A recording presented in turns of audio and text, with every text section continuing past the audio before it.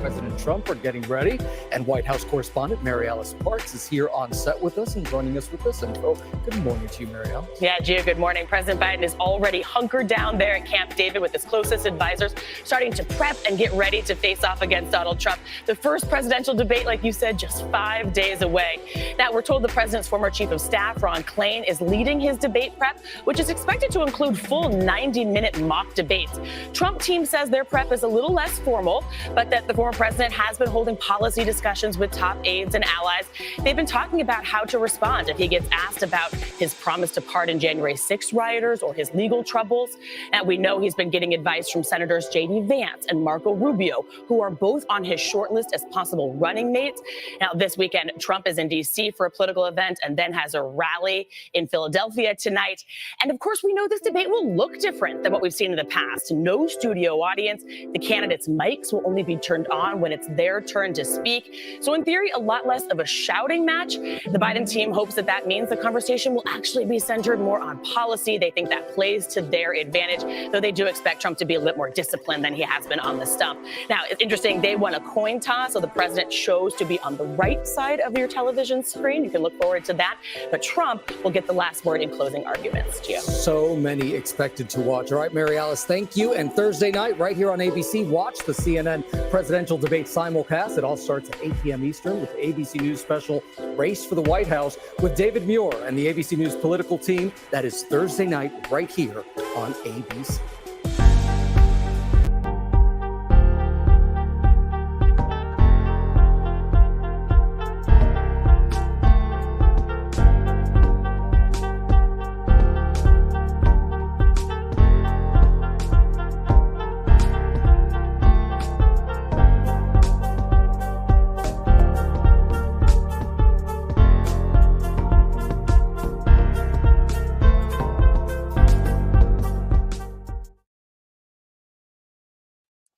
whoever you are, wherever you are, hope you are blessed and doing safe. Ladies and gentlemen, greetings, family. Of course, I'm tuning in. You see me without the glasses off today. But if you're looking for some opportunities, particular advertisement opportunities, then look no further at the link at the bottom to my email address. You can hit me up for advertisement opportunities. We are supporting and promoting your businesses here on this channel. You can also, if you would like to donate and subscribe to our Patreon, a link is at the bottom as well. So you have multiple ways in which you can advertise with the platform by emailing me when we go on through our live stream. You also have access to premium content, those that want to see premium content that you will not find here on YouTube or Facebook or Twitter, as I am suspended probably by now. You guys can check out the Patreon at link at the bottom. But advertisement opportunities, definitely email me, gavin.grich1@gmail.com for rates. And for the Patreon, it is the same as the YouTube channel. It is channel gboot2786. All right, I'll holla. Peace.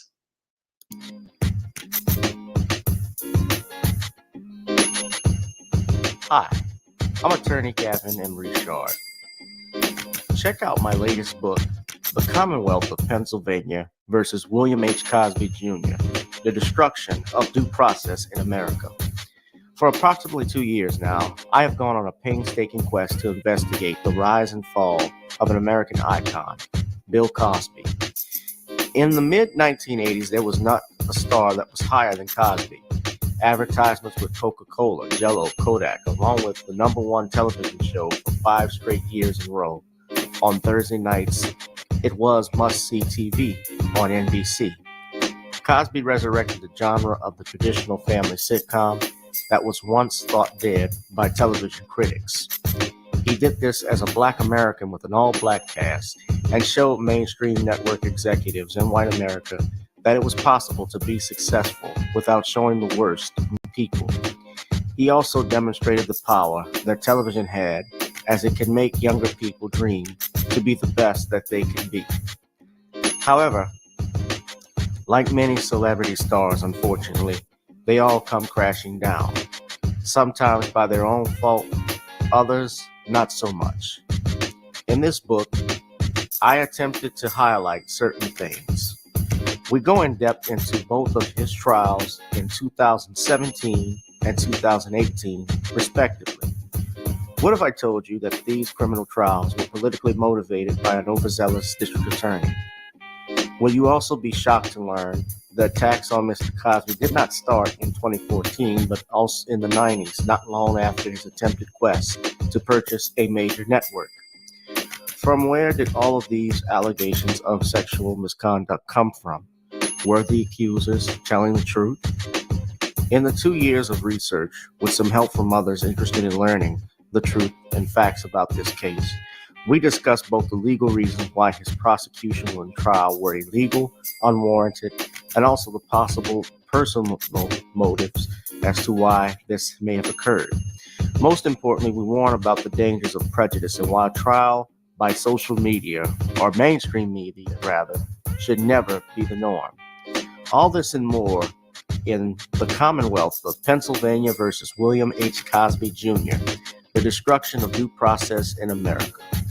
Available on Amazon this fall in Kindle and paperback format.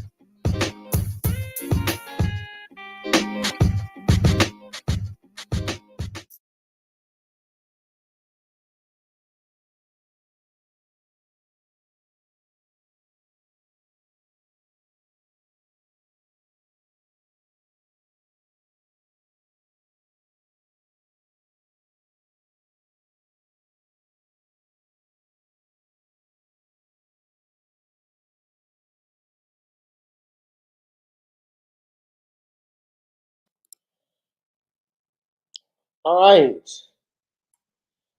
We are live. I want to make sure you all, let me put the music on. Can you hear me? Ladies and gentlemen, we're on a little early. I don't mind playing, guys. Forgive me for stretching and yawning. I know it's not professional, but I get very I might have exaggerated that bit long being and hey, I was oh,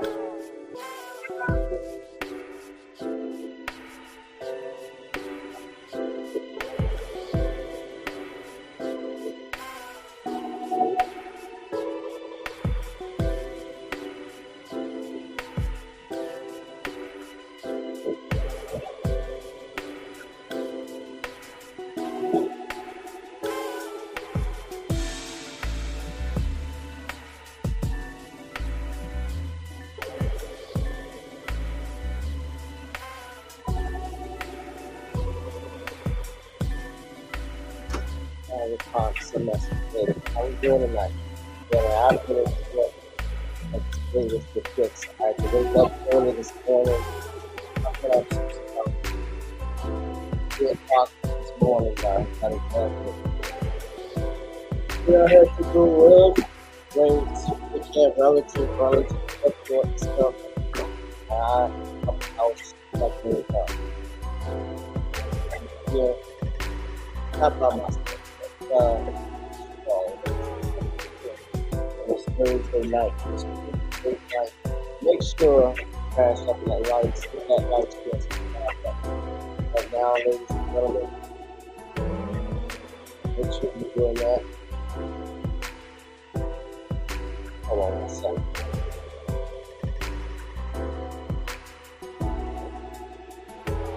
I thought I would be best to get started early.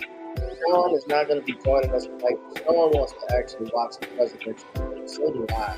So I'm not going to be too long. There's still a video that I posted. So they're having the countdown to the debate tonight with Trump. That's going to be live on. Yeah, it's going to be everywhere, but they're doing it live at the CNN headquarters in Atlanta. I don't know if you've all ever been there at CNN in Atlanta. I stayed at that hotel in Georgia. The Omni is right in there, so I'm sure traffic. I'm sure it's getting crowded. It's heavy right now. We're hosting it at a studio complex. They're at Tech Turner now. So it's in Midtown Atlanta, so it's not at the Landmark Hotel downtown. I thought it was. Okay, so they moved it, but if you've ever been there, I was there last year, and you can still see the logo and skyline up there. But they moved out. Okay. When I used to be there, when I was in Atlanta, I stayed at that hotel. If you ever gone to the Omni, CNN's headquarters is right there. So, of course, CNN is a former shell of itself, and of course, they have had issues of accusations of bias, mistrust, and so forth. I'm going to play a little bit, so we got this video going on. Let me just make sure I take the volume off. Hold on.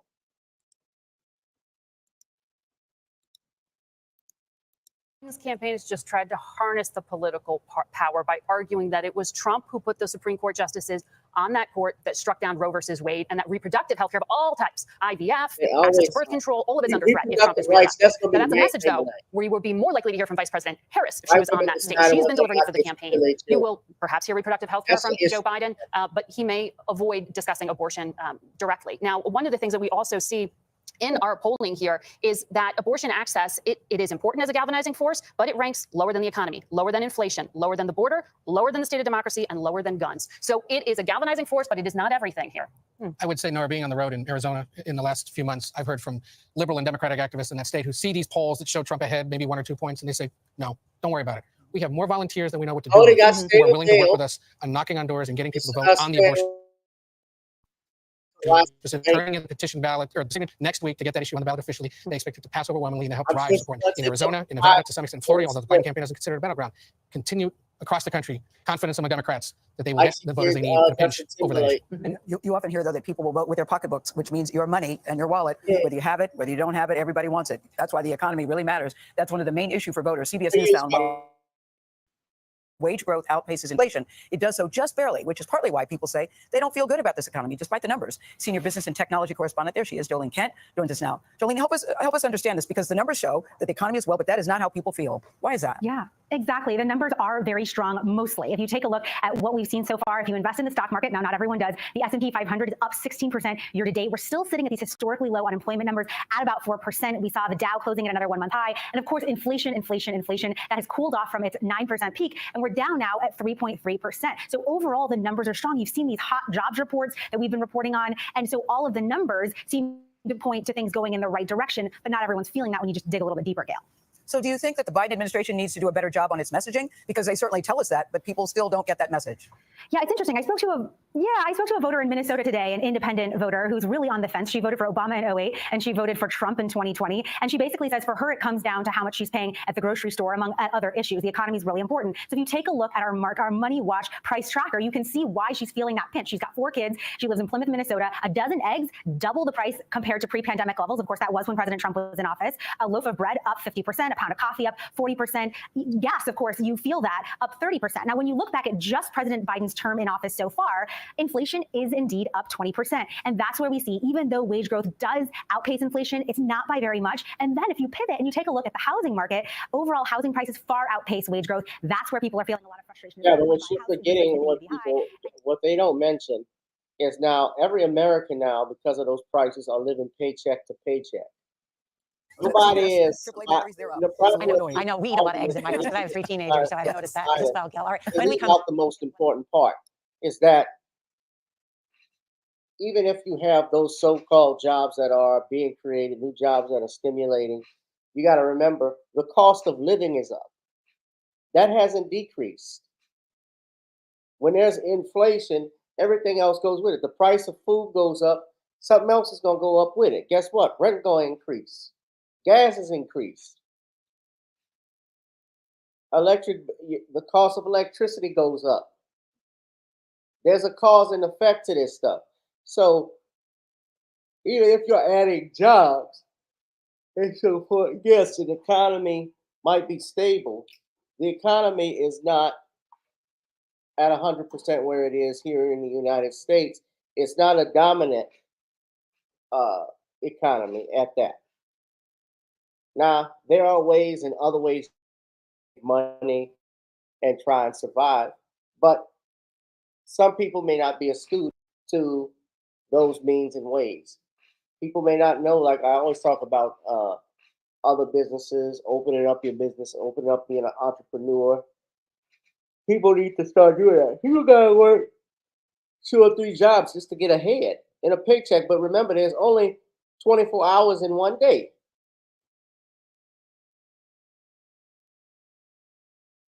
So do you really have time for all of this?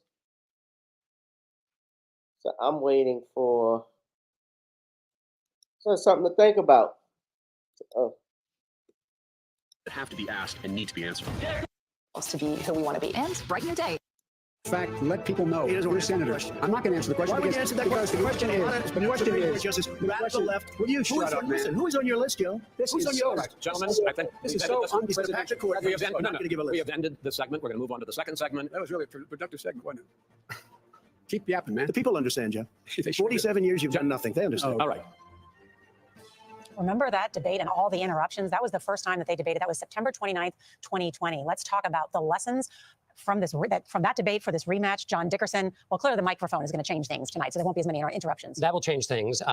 It's questionable about what Donald Trump learned. We know, well, those of us who covered the Trump presidency, is that there were often moments where his aides, his family went to him and said, you got to tone it down. You've got to be more presidential. And it would stick for very short periods of time. But his gut is something he believes in. Aides have variously talked about his times at rallies as creating a sense of giving him oxygen. He wants to be that person. That person was the one interrupting Joe Biden. The problem for Trump in that debate was that people thought, and the polling showed this, we don't want 4 more years of that in our living room. Joe Biden was there as a representative of returning the norms of the presidency. We'll see how, and if any of those lessons convey to tonight. Because people thought, oh my gosh, it's the pandemic. Life is too chaotic. I kind of like this Joe Biden. He seems more calming than Donald Trump. Those were the stylistic, at least, differences. There was a lot more, obviously, but that's what I'm saying. That debate and the chaoticness of it, I think, probably stuck with people. And as I recall, Nora, at the time when he said, because we're all raised in houses where your parents tell you, do not tell anyone and shut up. At the time when he said shut up, I think most people actually understood why he felt that, because he was so exasperated trying to get a word in edgewise. I'd be curious to know where in the debate that moment came. I don't remember it as we sit here today. It was about halfway. It was halfway through. And even in the room, because we were up in the rafters watching this whole thing, you could just feel it in the room. Everyone's just like, oh, gosh, is this what it's going to be like, when they meet again? The fact that the microphone is muted. First of all, we've all heard from people, sources, friends, family, how excited they are that they're finally implementing that rule. Who do you think how does that benefits? change? I don't know. You don't. And I really wonder if either of them has practiced for that phenomenon, because our friends at CNN pointed out yesterday how it's going to work. And if it goes as they say it will, you literally will see lips moving, but you will not be able to hear them. So do they practice facial expressions? Do they, scoff, or do they just stand there and shake their head? No, it's not true. They're going to have to wait their turn. And that changes the dynamic in all this, because what do we always seize on? It's those moments of friction. But and that is the theater, and that is about the impression. And if you remember in that period in time back in 2020, Joe Biden was running on this argument of competence in the midst of chaos, restoring order. I mean, we didn't have a vaccine then. We were in the midst of this pandemic that had upended our lives. And that's what's so interesting about Anthony's polling about the economy and people remembering it fondly under Donald Trump, forgetting he was the one who shut down the economy because of what was happening. But I think in our polling, one of the things that's so interesting, Ed, is when we talk about the seriousness of the issues facing the country now, and we are only hearing the theater, we haven't heard, when you look at the polling, 75% of voters say Trump should explain his plans for the future. 69% say Biden should. That implies they haven't heard the affirmative argument for the future of the country. We haven't heard from either of them. Well, in fact, the studies have been done by even conservative-leaning economists that Trump's plan to expand tariffs would actually lead to an increase in inflation. Correct? Yes. And so that is something that hasn't, that sort of sharp policy that I think that voters are craving. Wait a minute, I do want what their future. How are they going to make my life better and my children's better? What are they going to do for me, the taxpayer? And also, did you, if you're candidate and be kind of in the moment with things like that need to be tended when you have invasions happening. You can't just decide on your economic policy on the fly when you've got massive moving forces globally. Also, with the advent of artificial intelligence, you have to have a plan. You have to think things through. You have to anticipate. And all of that comes down to this stylistic difference between the two of them. So it is theater review, but it attaches to a crucial thing about the presidency, which is that it is a job that you cannot just improvise your way through. Don't you find it hard to believe that he's done no preparation? I mean, I know he says that he's prepared for this his whole life when he goes out on rallies, but this is such a big moment for both of them, because the research, I know Margaret and Nora are like, I can kind of believe it. What in his previous behavior would lead you to believe that he's cracking the books? Because I just think that this is different. There is so much at stake for both of them. There always is. But in this particular case, Joe Biden has to bring it to mute for a second. I want to know if y'all think who's going to win the debate tonight. That I can't, quote, behave. Well, he can do that. Yeah. They both have something to prove. Who y'all think will win? And I got a poll going right now. Do you think Trump, Biden, or the national media? Which one you think? They can achieve victory in the race to 270 electoral votes. Remember, that's what it's about. These 7 battleground states. We'll talk about. You're watching CBS News. Day, hour-to-hour basis. You're going to hear a lot of reporting. It is clearly a pivotal moment. Gun control, the economy, education, both sides of the political aisle fight it out for power. Bring you the analysis that you need. Thoughtfully, with context. Be part of the conversation. On CBS News streaming. Welcome to America Decides, Monday through Thursday at 5 p.m. Eastern.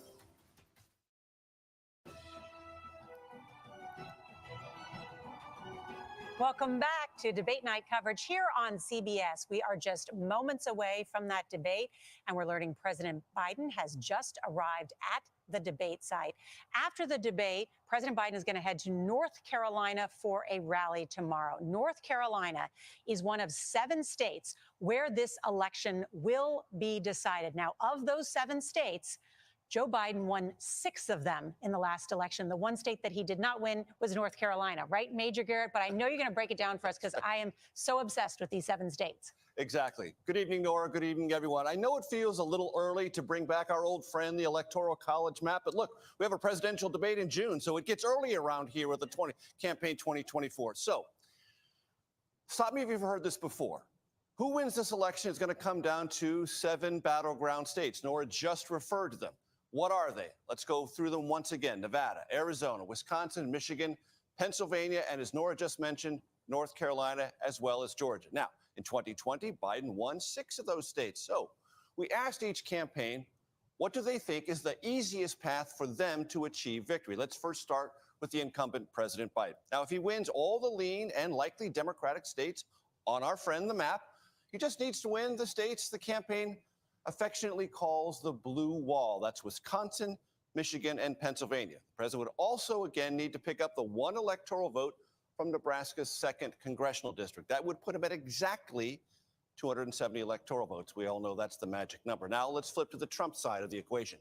If he wins all the lean and likely Republican states he won 4 years ago, the campaign feels their clearest path to victory: hold North Carolina, which he won in 2020, and then flip battleground states Georgia and Pennsylvania. That would bring Trump right to 270. Of course, we all know the easiest path to victory is not always how elections play out. So here's at least one more scenario. Let's say Trump carries every state he won in 2020, along with the same electoral votes from Nebraska and Maine. That would put him at 235 electoral votes. If Trump wins the 3 states he lost in 2020 by less than 1%, that's Wisconsin, Arizona, and Georgia, he would have 272 electoral votes and be returned to the Oval Office. Nora and everyone, back to you. All right, Major. Thank you. Gail? Thank you, Major. We are joined now by CBS News political contributors, Democratic strategist Joel Payne and Republican strategist Terry Sullivan. Guys, good to see you both. Hey there, hello, Gail. hello. Hello. Joel, we're going to start with you. What do you think Biden needs to do tonight to win this debate? Well, I think, Gail, there are 2 C's: contrast and consolidation. The president needs to focus on consolidating his base. It's something that Donald Trump has been able to do more effectively to this point. Joe Biden needs to focus on bringing home those core Democratic constituencies that have waned a bit in public opinion polls. And I think focusing on abortion, focusing on democracy, I think he'll hope to accomplish that, and accomplish that with contrast, showing that this is a race between 2 very different presidents with 2 very different visions of America. And I think if Joe Biden is able to put that forward, he and his campaign will feel very confident that they have a successful night tonight. We'll see. You know, Terry, listen, Donald Trump could almost say the exact same thing. What does a win look like for him tonight? You know, in my experience, Gail, of prepping candidates for these debates is you've got both a strategic goal and a tactical goal. And the tactical goal is to have that viral breakout moment, that soundbite. And that's really important. Whatever the message is, that you have these moments that are concise and get played over and over again for days after the debate. Strategically, Trump needs to make this about the issues that voters care about and that he's leading on, like the economy, inflation, crime, the securing the border. Those are the issues that he's really, winning on at the moment, and that voters care about the most, and prosecute the case against Joe Biden for doing a poor job on those issues. And I think he can do that. Terry, I think you're so right about a viral moment, because for people that don't watch the whole debate like we intend to do, what they rely on are those clips that they see on the news the very next day. Thank you both. All right, ahead, we'll give you a sneak peek into how we plan to fact check the candidates.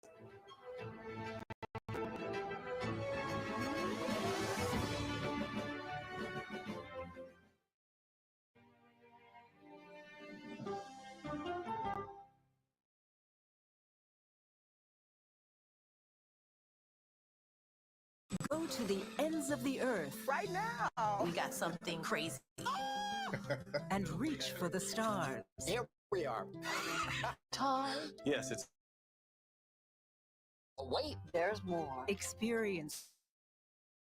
Thought-provoking. Welcome to the idea of being a human being. Innovative and truly original reporting. Look through a telescope and go, wow. Because there's always something new under the sun.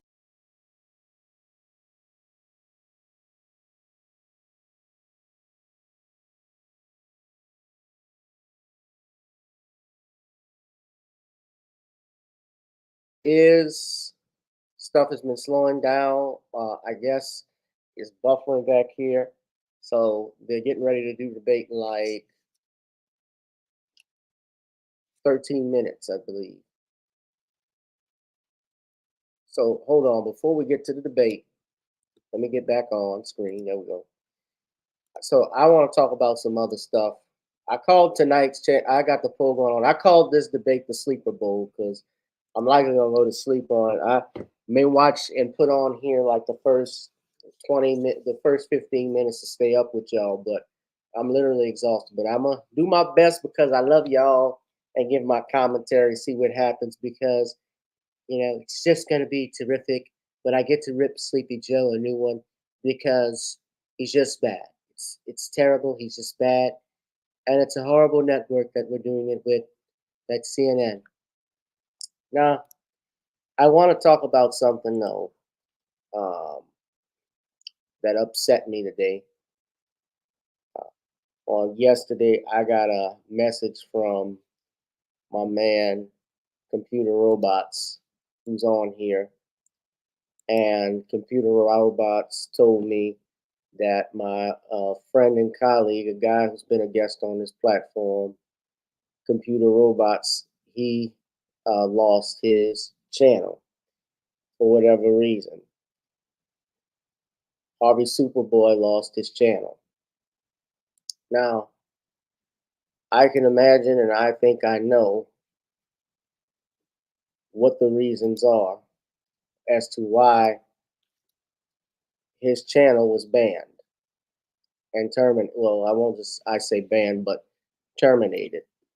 But what we are going to do tonight, ladies and gentlemen, is I want y'all to go on X right now, and I want you to start following our brother Harvey on Your World. You knew him from Your World, ladies and gentlemen. Here's his X description here.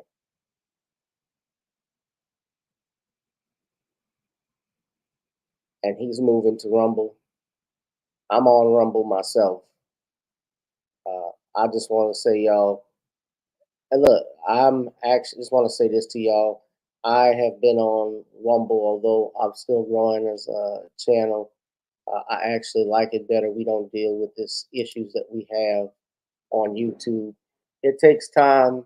It takes money, to actually come on. It takes time is the most important thing. Money is one thing, but time is actually the most important thing to make a video, to edit it, to make sure it's structured correctly, that the sound is right, to make sure everything is in sync, and to have your videos, you work hard, and to have your channel snatched from you is a very painful thing. And I know Harvey works hard because he puts out like 3 videos sometimes in a day. Y'all know I work hard because I come on this every week, at least 3 times a day, doing an hour or 2 hours, especially on a Thursday night, just to be with y'all. So this is hard. This is not easy. Of course, to build a network, it takes money, it takes time to do such things, to work on stuff like this.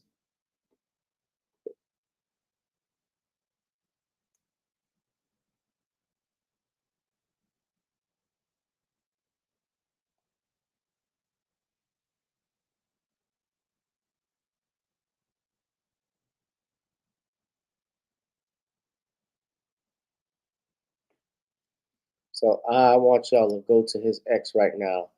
I'm going to put my Rumble up as well because people want to know where my Rumble is. Bookie the Realist. Shout out to you, man. I haven't seen you in a while. Bookie, this is, the thing with suing someone,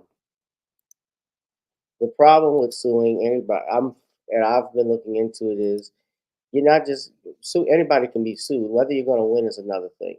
You see, there's jurisdiction issues. That jurisdiction stuff issues is one thing. Venue has to be assessed. Venue meaning where the suit has to be brought. And we know that YouTube, especially, is based in California. So, and there's another thing. I can't even get to my Rumble page for some reason. I'm gonna tell y'all what. I'm gonna put my Rumble in the description box. But we got to go at these censors, and how you do that is essentially we're going to have to walk away from these networks. We're going to have to walk away from these platforms that disrespect us, that are shadow banning us, censoring us. I don't even have to name names. Y'all know who we're talking about. Because it's unfortunate, it's a damn shame that when you put in so much work and you're not getting the benefits of your hard labor, the fruits of your hard labor, it's being robbed. And you watch other people, and I hate to say it, but yes, sometimes it's an envious thing when you see people who do stupid parlay tricks, and that's enough to get them $300,000 a month. on a YouTube because they can do this. They play pranks. That's what they want.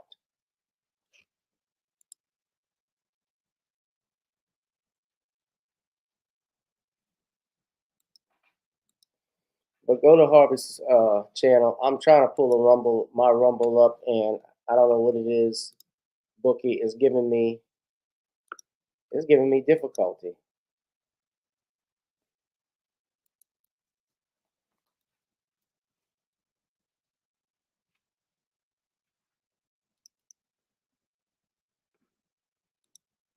Hold on. We might be able to get him.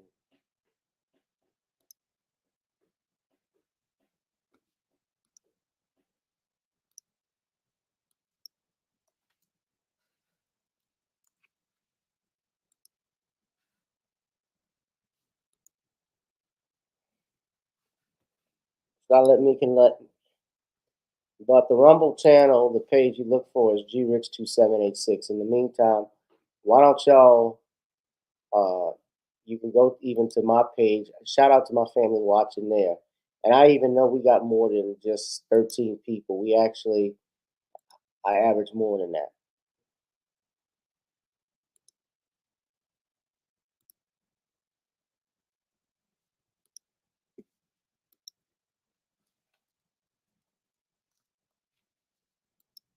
So y'all can go here. If y'all see me on X, hit that like button right there, guys. That's how you get the algorithm going.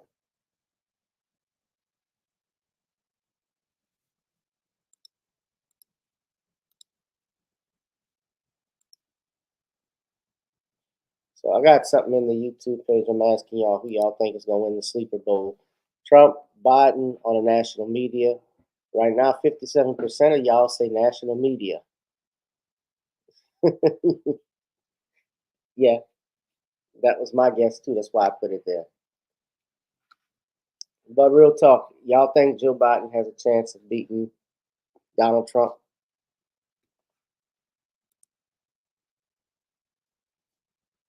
I doubt it. I doubt it. Yeah, CNN, here's another thing too. CNN got under fire. I mentioned them. We talk about black media and new black media. Did y'all know CNN has been under fire because black-owned media outlets were not invited to the presidential debate? The National Association of Black Journalists and other organizations called on CNN to ensure fair and balanced coverage by local black press, in-person access to the debate, and allegedly they didn't do that. So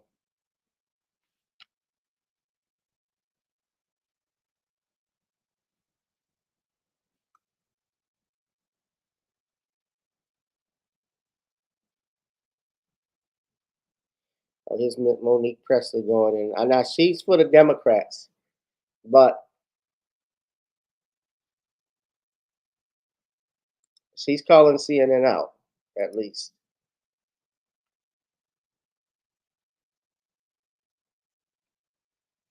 Now this is in Atlanta, of all places, the Black Mecca. Jason Black has said himself, the Black Mecca has fallen. So let's look at this. So they have not, they didn't forget disinvite. They flat out didn't invite black media to this debate. But we support you, Brother Harvey. Hold on, look.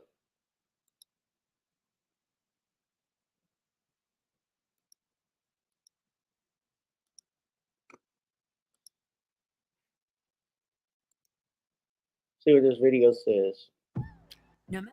I hate when these ads start. Nobody's going to buy an electric car. Fiber internet.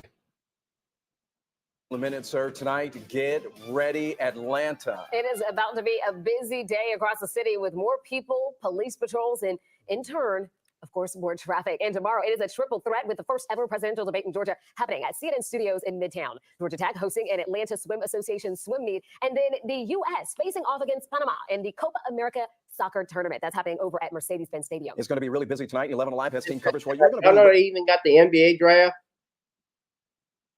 Hold on a second. Before I'm gonna finish this, I'm sorry to keep cutting back and forth, but I gotta point this out because the debate's about to start.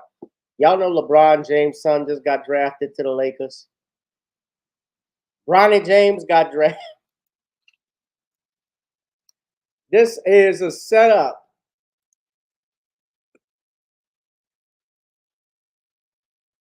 Bronny James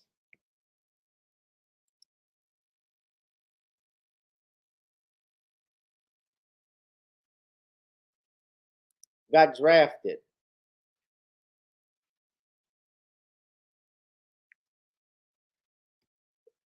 Come on, man. I'm not knocking the. Bronny James doesn't even have. I'm not gonna say he's not talented, but let's just say he's not his dad. A lot of people, and that's the thing, when you come in and your father is a legend, they hold you up to that standard, and now you're gonna be playing under him. Man, you could tell this was set up. You need to know before tomorrow. 11 Alive political team member Joe Ripley is standing by with what we might expect on the debate stage. But first, let's get you out to 11 Alive's Molly Oak live from 10th Street, where Molly, I guess police are already standing by. Yeah, you said get ready to begin this, and get ready is right. We're kind of in the heart of got you covered. First up, where to watch. We've got It's an entrances completely shut down Dobbins Air Reserve. We're going to expect that road shutting down everything. They shut down Hartsfield Jackson International Airport for me because they know I'm fantastic.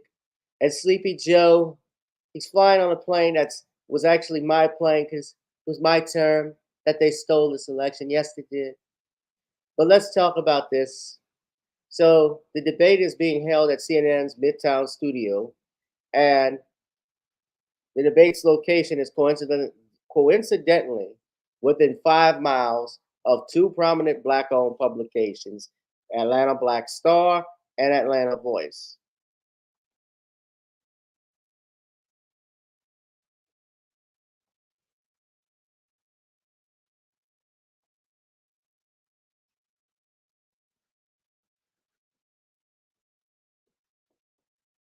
And the Atlanta Voice editor-in-chief, Janelle Suggs, had told Atlanta Black Star in a phone interview, it was disrespectful. I thought it was very tacky not to invite the black newspaper. In an email from CNN to 11 Alive, the network confirmed the June 7 deadline for media credential requests to be submitted. However, Atlanta Voice and Atlanta Black Star reported they were never notified of the deadline until after it had passed, while the other outlets were contacted by CNN without having to reach out independently. Wow. So what does that tell you? What does that tell you, Roland? Beep, beep, beep. I got my own network, damn it. Damn you, boys. Y'all leaving me out is a mistake. Beep, beep, beep, beep, beep, beep. I could have moderated this damn thing. Because I'm a man. I'm a pot roast.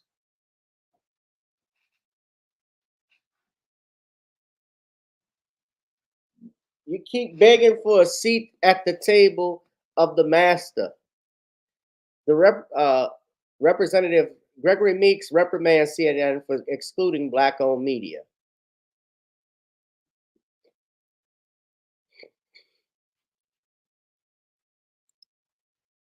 CNN had this and cut y'all out, cut you Negroes out, said no.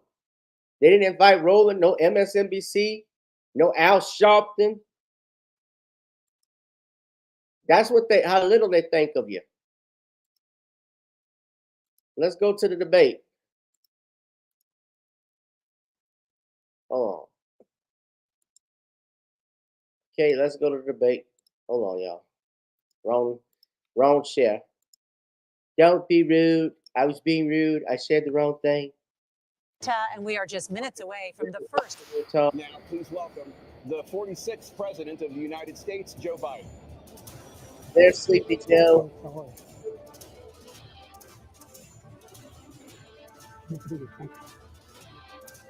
And please welcome the 45th President of the United States, Donald Trump. Yes. Among the terrible network. Gentlemen, thanks so much for being here. Let's begin the debate, and let's start with the issue that voters consistently say is their top concern, the economy. President Biden, inflation has slowed, but prices remain high. Since you took office, the price of essentials has increased. For example, a basket of groceries that cost $100 then now costs more than $120. And typical home prices have jumped more than 30%.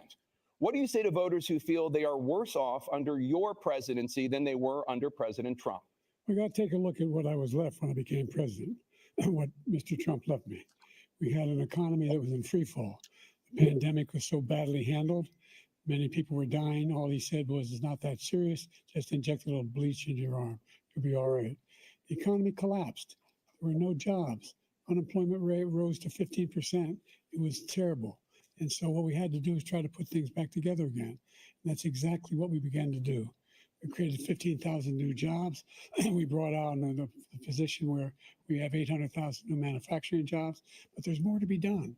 There's more to be done. Working class people are still in trouble. I come from Scranton, Pennsylvania. I come of a household where the kitchen table, if the things weren't able to be met during the month, it was a problem. Price of eggs, the price of gas, the price of housing, the price of a whole range of things. That's why I'm working so hard to make sure I deal with those problems. That we're going to make sure that we reduce the price of housing. We're going to make sure we build 2 million new units. We're going to make sure we cap rents so corporate greed can't take over. The combination that I was left with in corporate greed is the reason why we're in this problem right now. In addition to that, we're in a situation where if you take a look at all that was done in his administration, he didn't do much at all. By the time he left, things were in chaos, literally chaos. And so we put things back together. We created, I said, those jobs. We make sure we had a situation where we brought down the price of prescription drugs, which is a major issue for many people, to $15 for a insulin shot as opposed to $400. No senior has to pay more than $200 for any drug, all the drugs they can include beginning next year. And the situation is we're going to make that available to everybody, to all Americans. So we're working to bring down the price around the kitchen table, and that's what we're going to get done. Thank you. President Trump? We have the greatest economy in the history of our country. We have never done so well. Everybody was amazed by it. Other countries were copying us. We got hit with COVID. And when we did, we spent the money necessary so we wouldn't end up in a Great Depression, the likes of which we had in 1929. By the time we finished, so we did a great job. We got a lot of credit for the economy, a lot of credit for the military, and no wars and so many other things. Everything was rocking good. But the thing we never got the credit for, and we should have, is getting us out of that COVID mess. He created mandates that was a disaster for our country. But other than that, we had given them back a country where the stock market actually was higher than pre-COVID, and nobody thought that was even possible. The only jobs he created are for illegal immigrants and bounce back jobs, the bounce back from the COVID. He has not done a good job. He's done a poor job, and inflation's killing our country. It is absolutely killing us. Thank you. President Biden? Well, look, the greatest economy in the world. He's the only one who thinks that, I think. I don't know anybody else who thinks he had the greatest economy in the world. And, the fact of the matter is that we found ourselves in a situation where his economy, he rewarded the wealthy. He had the largest tax cut in American history, $2 trillion. He raised a deficit larger than any president has in any one term. He's the only president other than Herbert Hoover who's lost more jobs than he had when he began, since Herbert Hoover. The idea that he did something that was significant. And the military, when he was president, they were still killing people in Afghanistan. He didn't do anything about that. When he was president, we were still finding ourselves in a position where you had a notion that we were this safe country. The truth is, I'm the only president this century that doesn't have this decade, that doesn't have any troops dying anywhere in the world like he did. President Trump, I want to follow up if I can. Am I allowed to respond to him? Well, I'm going to ask you a follow-up. You can do whatever you want with the minute that we give you. I want to follow up. You want to impose a 10% tariff on all goods coming into the U.S. How will you ensure that that doesn't drive prices even higher? It's not going to drive them higher. It's just going to cost countries that have been ripping us off for years, like China and many others, in all fairness to China. It's going to just force them to pay us a lot of money, reduce our deficit tremendously, and give us a lot of power for other things. But he made a statement. The only thing he was right about is I gave you the largest tax cut in history. I also gave you the largest regulation cut in history. That's why we had all the jobs. And the jobs went down, and then they bounced back, and he's taking credit for bounce back jobs. You can't do that. He also said he inherited 9% inflation. No, He inherited almost no inflation, and it stayed that way for 14 months. And then it blew up under his leadership because they spent money like a bunch of people that didn't know what they were doing, and they don't know what they were doing. It was the worst, probably the worst administration in history. There's never been. And as far as Afghanistan is concerned, I was getting out of Afghanistan, but we were getting out with dignity, with strength, with power. He got out. It was the most embarrassing day in the history of our country's life. President Trump, over the last 8 years, under both of your administrations, the national debt soared to record highs. And according to a new nonpartisan analysis, President Trump, your administration approved $8.4 trillion in new debt, while so far, President Biden, you've approved $4.3 trillion in new debt. So, former President Trump, many of the tax cuts that you signed into law are set to expire next year. You want to extend them and go even further, you say.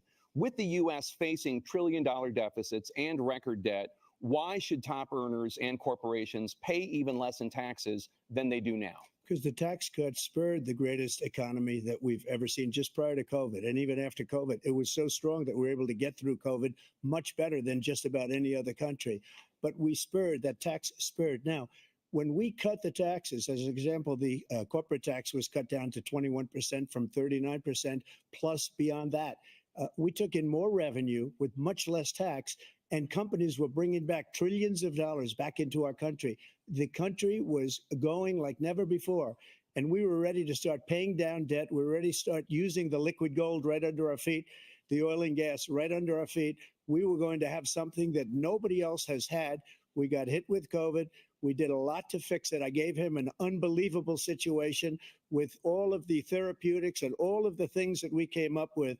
We gave him something great. Remember, more people died under his administration, even though we had largely fixed it. More people died under his administration than our administration, and we were right in the middle of it, something which a lot of people don't like to talk about.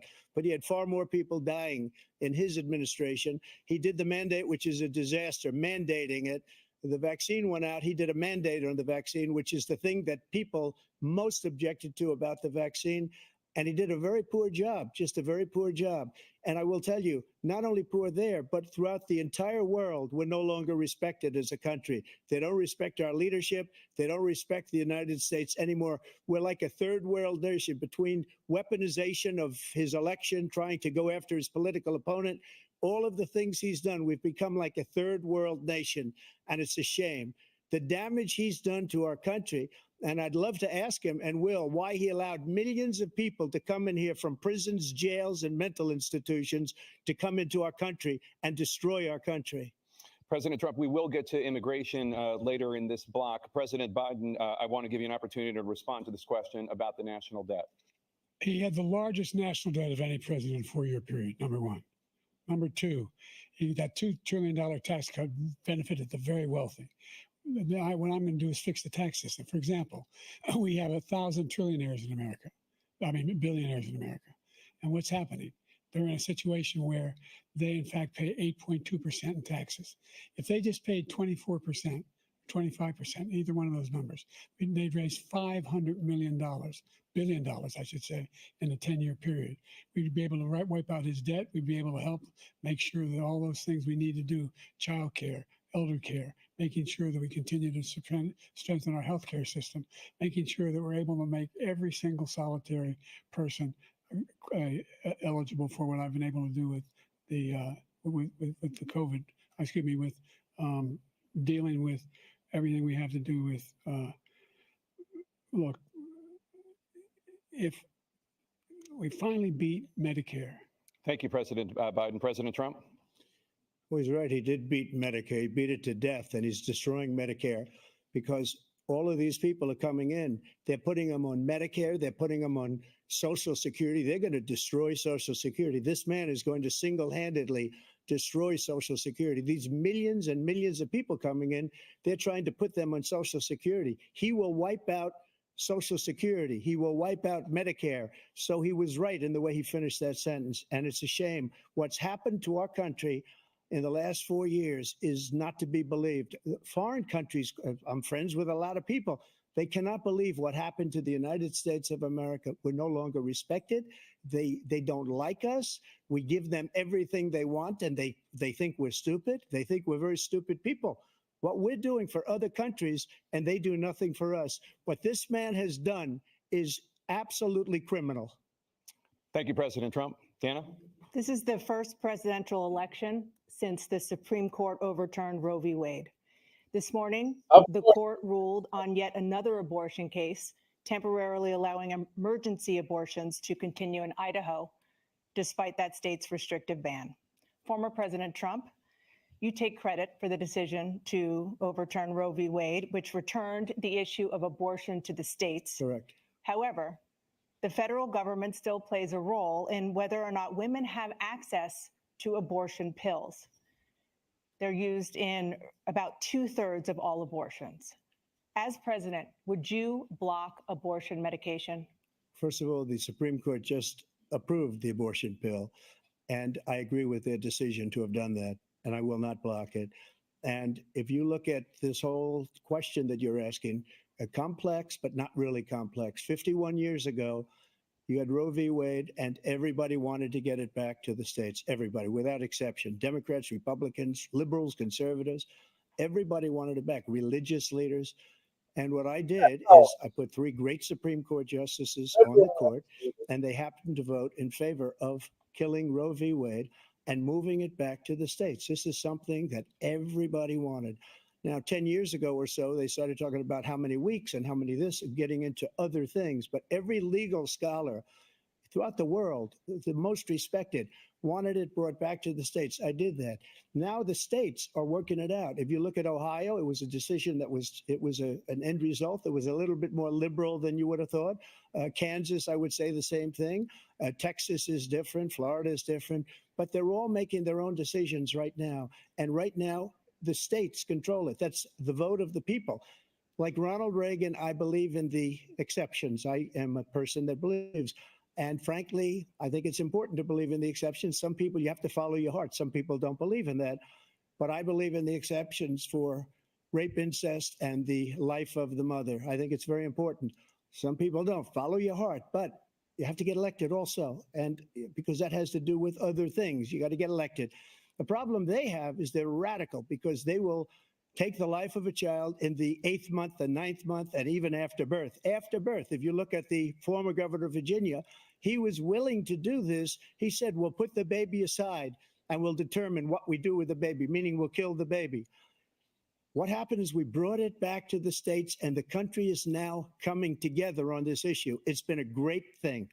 Thank you. President Biden? It's been a terrible thing, what you've done.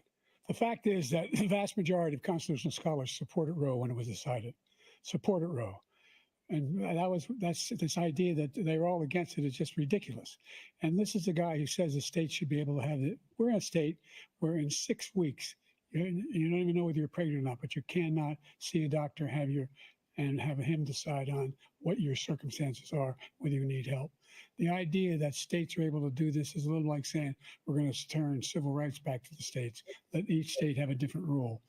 Look, there's so many young women who have been, including a young woman who just was murdered, and he went to the funeral. The idea that she was murdered by an immigrant coming in, they talk about that. But here's the deal: there's a lot of young women are being raped by their in-laws, by their spouses, brothers and sisters, it's just ridiculous, and they can do nothing about it. And they try to arrest them when they cross state lines. Thank you. There have been many young women murdered by the same people he allows to come across our border. We have a border that's the most dangerous place anywhere in the world, considered the most dangerous place anywhere in the world. And he opened it up, and these killers are coming into our country, and they are raping and killing women. And it's a terrible thing. As far as the abortion is concerned, it is now back with the states. The states are voting. In many cases, it's frankly a very liberal decision. In many cases, it's the opposite. But they're voting, and it's bringing it back to the vote of the people, which is what everybody wanted, including the founders, if they knew about this issue, which frankly they didn't. But they would have. Everybody wanted brought back. Ronald Reagan wanted it brought back. He wasn't able to get it. Everybody wanted it brought back, and many presidents had tried to get it back. I was the one to do it. And again, this gives it the vote of the people, and that's where they wanted it. Every legal scholar wanted it that way. Staying on the topic of abortion, President Biden, 7 states, I'll let you do that. This is the same topic. 7 states have no legal restrictions on how far into a pregnancy a woman can obtain an abortion. Do you support any legal limits on how late a woman should be able to terminate a pregnancy? I support Roe v. Wade, which had 3 trimesters. First time is between the woman and the doctor. Second time is between the doctor and an extreme situation. The third time is between the doctor, between the woman and the state. The idea that the politicians, that the founders wanted the politicians to be the ones making decisions about women's health is ridiculous. That's the last. No politician should be making that decision. A doctor should be making those decisions. That's how it should be run. That's what you're going to do. And if I'm elected, I'm going to restore Roe v. Wade. So that means he can take the life of the baby in the 9th month and even after birth, because some states, Democrat run, take it after birth. Again, the former governor of Virginia, put the baby down, then we decide what to do with it. So he's willing to, as we say, rip the baby out of the womb in the 9th month and kill the baby. Nobody wants that to happen, Democrat or Republican. Nobody wants it to happen. That is simply not true. That Roe v. Wade does not provide for that. That's not the circumstance. Only if a woman's life is in danger, she's going to die. That's the only circumstance in which that can happen. But we are not for late-term abortion, period. Under Roe v. Wade, you have late-term abortion. You can do whatever you want, depending on the state. You can do whatever you want. We don't think that's a good thing. We think it's a radical thing. We think the Democrats are the radicals, not the Republicans. For 51 years, that was the law. 51 years, constitutional scholarship said it was the right way to go. 51 years, and it was taken away because this guy put very conservative members on the Supreme Court. He takes credit for taking it away. What's he going to do? What's he going to do, in fact, if the MAGA Republicans, he gets elected, and the MAGA Republicans control the Congress, and they pass a universal ban on abortion, period, across the board at 6 weeks or 7 or 8 or 10 weeks, something very, very conservative. Is he going to sign that bill? I'll veto it. He'll sign it. Thank you. Let's turn now to the issue of immigration and border security. President Biden, a record number of migrants have illegally crossed the southern border on your watch. Overwhelming border states and overburdening cities such as New York and Chicago, and in some cases causing real safety and security concerns. Given that, why should voters trust you to solve this crisis? Because we worked very hard to get a bipartisan agreement that not only changed all of that, it made sure that we are in a situation where you had no circumstance where they could come across the border with the number of border police there are now. We significantly increased the number of asylum officers, significantly. By the way, the Border Patrol endorsed my position. In addition to that, we found ourselves in a situation where when he was president, he was separating babies from their mothers, putting them in cages, making sure the families were separated. That's not the right way to go. What I've done since I've changed the law, what's happened? I've changed it in a way that now you're in a situation where there are 40% fewer people coming across the border illegally. That's better than when he left office. And I'm going to continue to move until we get the total ban on the total initiative relative to what we're going to do with more Border Patrol and more asylum officers. President Trump? I really don't know what he said at the end of that sentence. I don't think he knows what he said either. Look, we had the safest border in the history of our country. The border, all he had to do was leave it. All he had to do was leave it. He decided to open up our border, open up our country to people that are from prisons, people that are from mental institutions, insane asylum, terrorists. We have the largest number of terrorists coming into our country right now, all terrorists, all over the world, not just in South America, all over the world. They come from the Middle East, everywhere, all over the world, they're pouring in. And this guy just left it open. And he didn't need legislation because I didn't have legislation. I said, close the border. We had the safest border in history. In that final couple of months of my presidency, we had, according to Border Patrol, who is great, and by the way, who endorsed me for president, but I won't say that, but they endorsed me for president. Brandon, just speak to him. But look, we had the safest border in history. Now we have the worst border in history. There's never been anything like it. And people are dying all over the place, including the people that are coming up in caravans. Thank you, President Trump. President Biden? The only terrorist who's done anything crossing the border is one who came along and killed 3, under his administration, killed an Al-Qaeda person come in his administration, killed 3 American soldiers, killed 3 American soldiers. That's the only terrorist that's there. I'm not saying that no terrorist ever got through, but the idea they're emptying their prisons, we're welcoming these people, that's simply not true. There's no data to support what he said. Once again, he's exaggerating, he's lying. President Trump, staying on the topic of immigration, you've said that you're going to carry out, quote, the largest domestic deportation operation in American history, unquote. Does that mean that you will deport every undocumented immigrant in America, including those who have jobs, including those whose spouses are citizens, and including those who have lived here for decades? And if so, how will you do it? Just 1 second. He said we killed 3 people. The people we killed are al-Baghdadi and Soleimani, the 2 greatest terrorists, biggest terrorists anywhere in the world. And it had a huge impact on everything, not just border, on everything. He's the one that killed people with the bad water, including hundreds of thousands of people dying and also killing our citizens when they come in. We are living right now in a rat's nest. They're killing our people in New York, in California, in every state in the union, because we don't have borders anymore. Every state is now a border. And because of his ridiculous, insane, and very stupid policies, people are coming in and they're killing our citizens at a level that we've never seen. We call it migrant crime. I call it Biden migrant crime.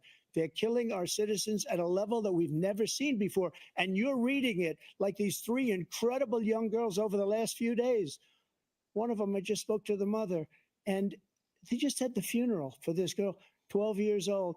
This is horrible what's taken place. What's taken place in our country, we're literally an uncivilized country now. He doesn't want it to be. He just doesn't know. He opened the borders. Nobody's ever seen anything like. And we have to get a lot of these people out, or we have to get them out fast, because they're going to destroy our country. Let's take a look at where they're living.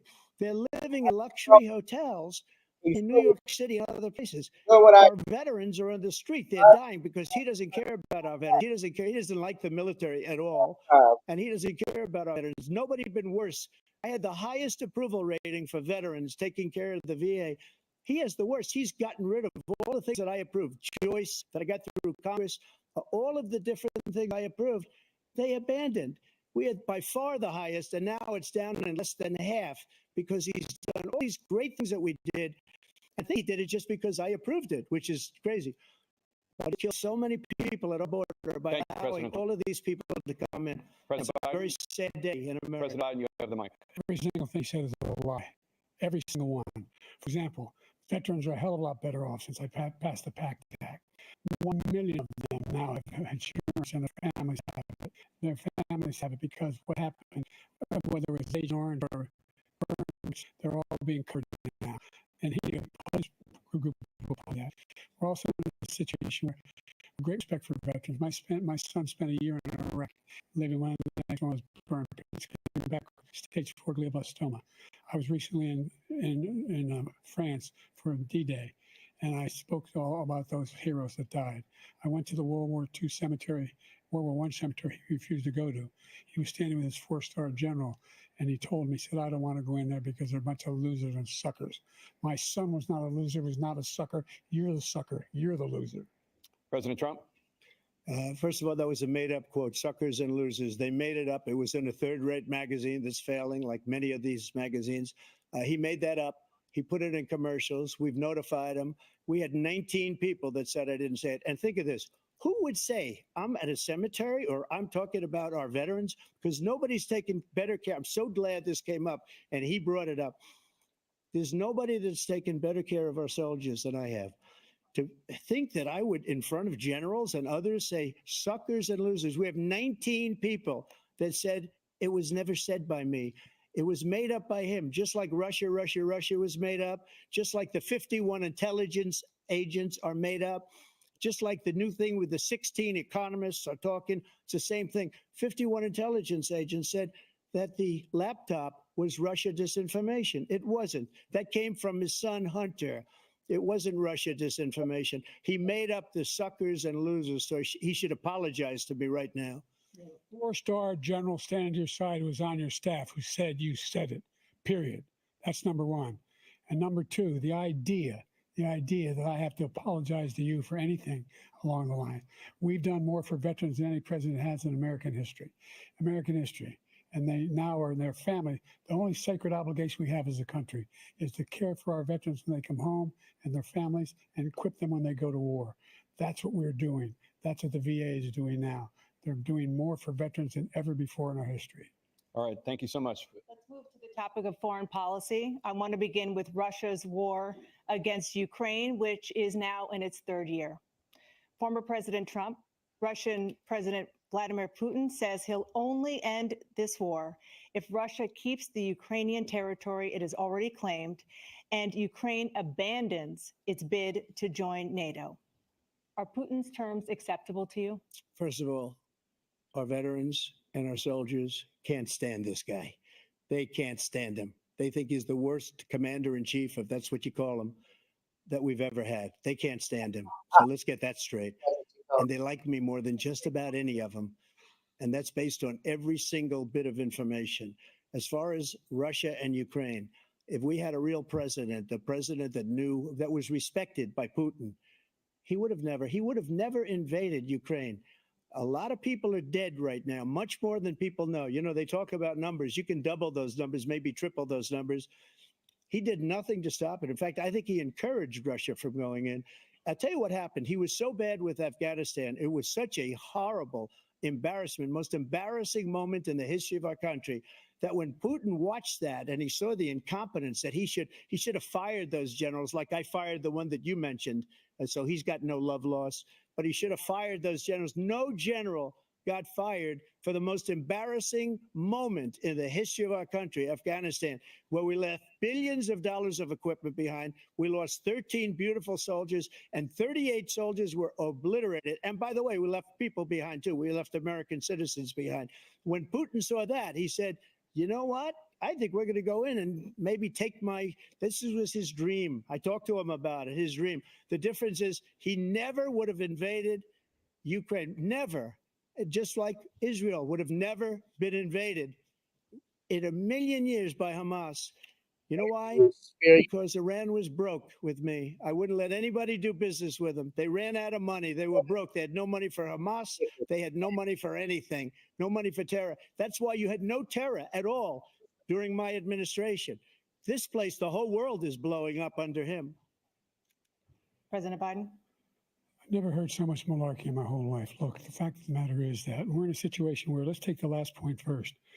Iran attacked American troops, caused brain damage for a number of these troops, and he did nothing about it. Recently, not when he was president, they attacked. He said they're just having headaches. That's all it is. He didn't do a thing when the attack took place, number one. Number two, we got over 100,000 Americans and others out of Afghanistan during that airlift. Number three, we found ourselves in a situation where, if you take a look at what Trump did in Ukraine, this guy told Trump, do whatever you want, and do whatever you want. And that's exactly what Trump did to Putin, encourage him, do whatever you want. And he went in. And listen to what he said when he went in. He was going to take Kyiv in 5 days, remember? Because it's part of the old Soviet Union. That's what he wanted to reestablish, Kyiv. And he, in fact, didn't do it at all. He wasn't able to get it done. And they've lost thousands and thousands of troops, 500,000 troops. President Trump, I never said that. For 1 minute, I just want to go back to my original question, which is, are Putin's terms acceptable to you? Keeping the territory in Ukraine? No, they're not acceptable. But look, this is a war that never should have started. If we had a leader in this war, he led everybody along. He's given $200 billion now or more to Ukraine. He's given $200 billion. That's a lot of money. I don't think there's ever been anything like it. Every time that Zelensky comes to this country, he walks away with $60 billion. He's the greatest salesman ever. And I'm not knocking him. I'm not knocking anything. I'm only saying the money that we're spending on this war, and we shouldn't be spending, it should have never happened. I will have that war settled between Putin and Zelensky as president-elect before I take office on January 20th. I'll have that war settled. People being killed so needlessly, so stupidly, and I will get it settled, and I'll get it settled fast before I take office.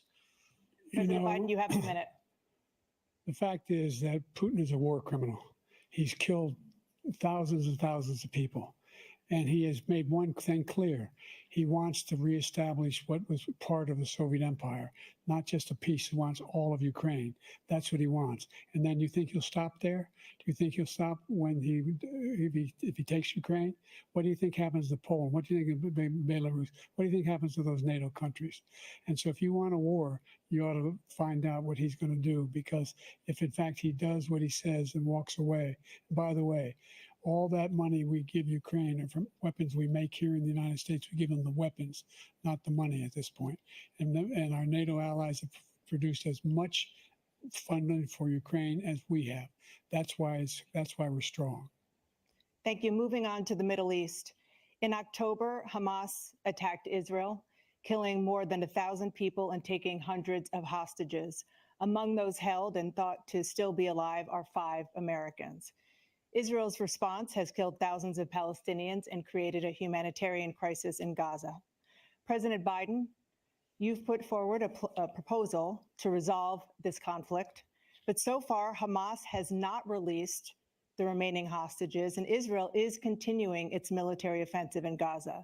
So what additional leverage will you use to get Hamas and Israel to end the war? You have 2 minutes. Number one, everyone from the United Nations Security Council straight through to the G7 to the Israelis and Netanyahu himself have endorsed the plan I put forward. Which has 3 stages to it. The first stage is trade the hostages for a ceasefire. Second phase is a ceasefire with additional conditions. The third phase is the end of the war.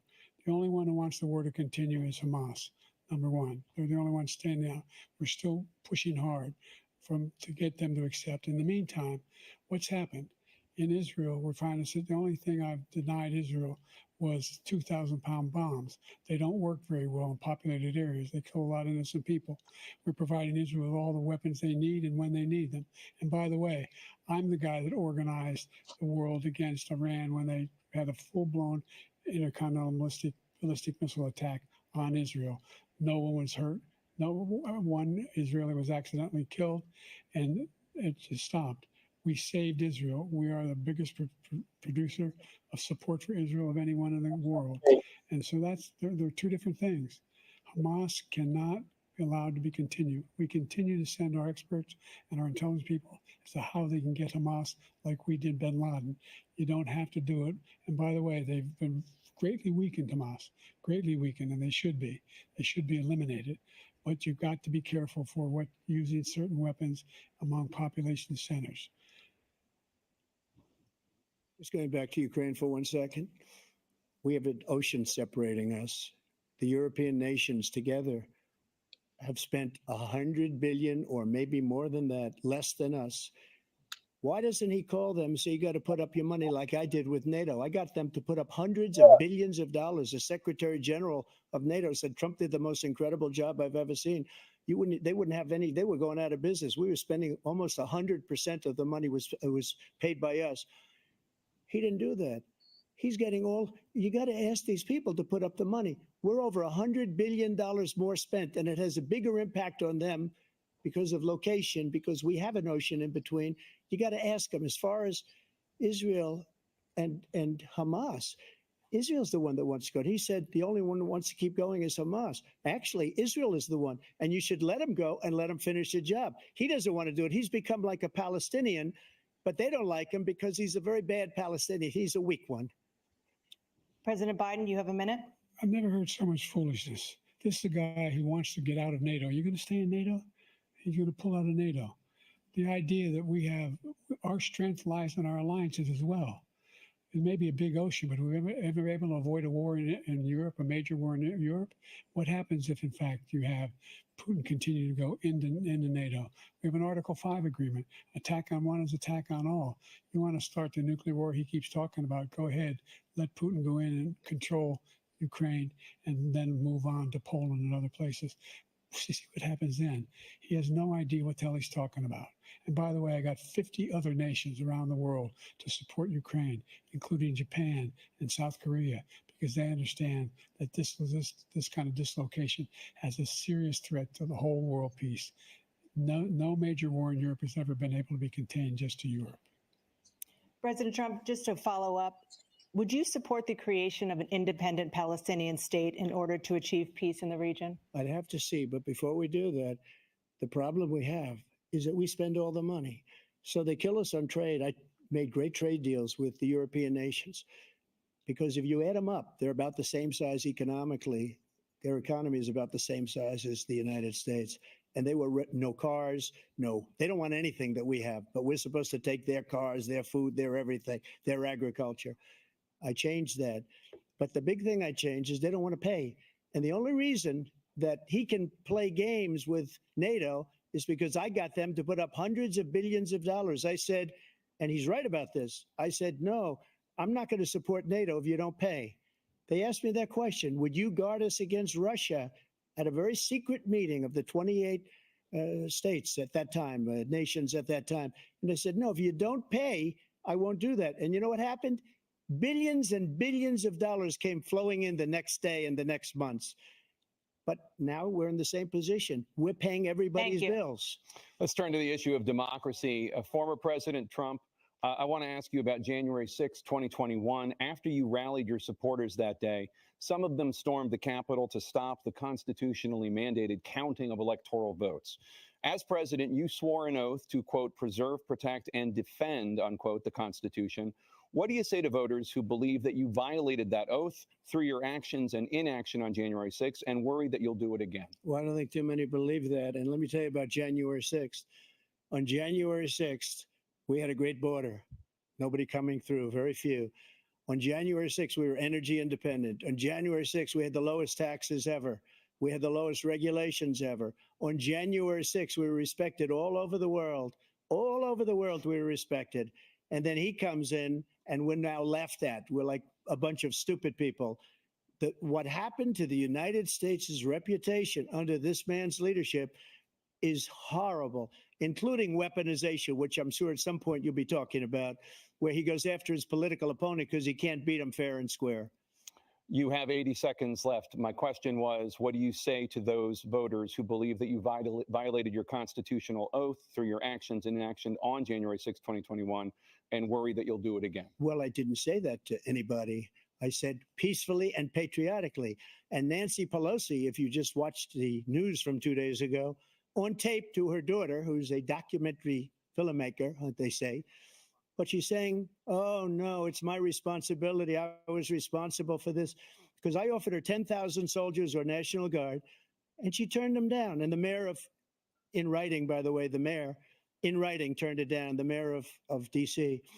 They turned it down. I offered 10,000 because I could see I had virtually nothing to do. They asked me to go make a speech. I could see what was happening. Everybody was saying they're going to be there on January 6th. They're going to be there. And I said, you know what? There's a lot of people coming. You could feel it. You could feel it too, and you could feel it. And I said, they ought to have some National Guard or whatever. And I offered it to her. And she now admits that she turned it down. And it was the same day she was, I don't know, she can't be very happy with her daughter because it made her into a liar. She said, I take full responsibility for January 6th. President Biden? Look, he encouraged those folks to go up on Capitol Hill, number one. I sat in that dining room off the Oval Office. He sat there for 3 hours watching, begging, being begged by his vice president and a number of his colleagues on the Republican side as well to do something, to call for a stop, to end it. Instead, they talked about these people being patriots and great patrons of America. In fact, he says he'll now forgive them for what they've done. They've been convicted. He says he wants to commute their sentences and say that no. But he went to every single court in the nation. I don't know how many cases, scores of cases, including the Supreme Court. And they said, no, this guy is responsible for doing what was done. He did do a damn thing. And these people should be in jail. And they should be the ones who are being held accountable. And he wants to let them all out. And now he says if he loses again, such a whiner that he is, that it could be a bloodbath. Thank you, President Biden. President Trump? What they've done to some people that are so innocent, you ought to be ashamed of yourself. What you have done, how you've destroyed the lives of so many people. When they ripped down Portland, when they ripped down many other cities, you go to Minnesota, Minneapolis, what they've done there with the fires all over the city. If I didn't bring in the National Guard, that city would have been destroyed. When you look at all of they took over big chunks of Seattle. I was all set to bring in the National Guard. They heard that, they saw them coming, and they left immediately. What he said about this whole subject is so off. Peacefully patriotic. One other thing, the Unselect Committee, which is basically two horrible Republicans that are all gone now, out of office, and Democrats, all Democrats, they destroyed and deleted all of the information they found because they found out we were right. We were right. And they deleted and destroyed all of the information. They should go to jail for that. If a Republican did that, they'd go to jail. Thank you, President Trump. President Biden, I want to give you a minute. The only person on this stage is a convicted felon is the man I'm looking at right now. And the fact of the matter is, what he's telling you is simply not true.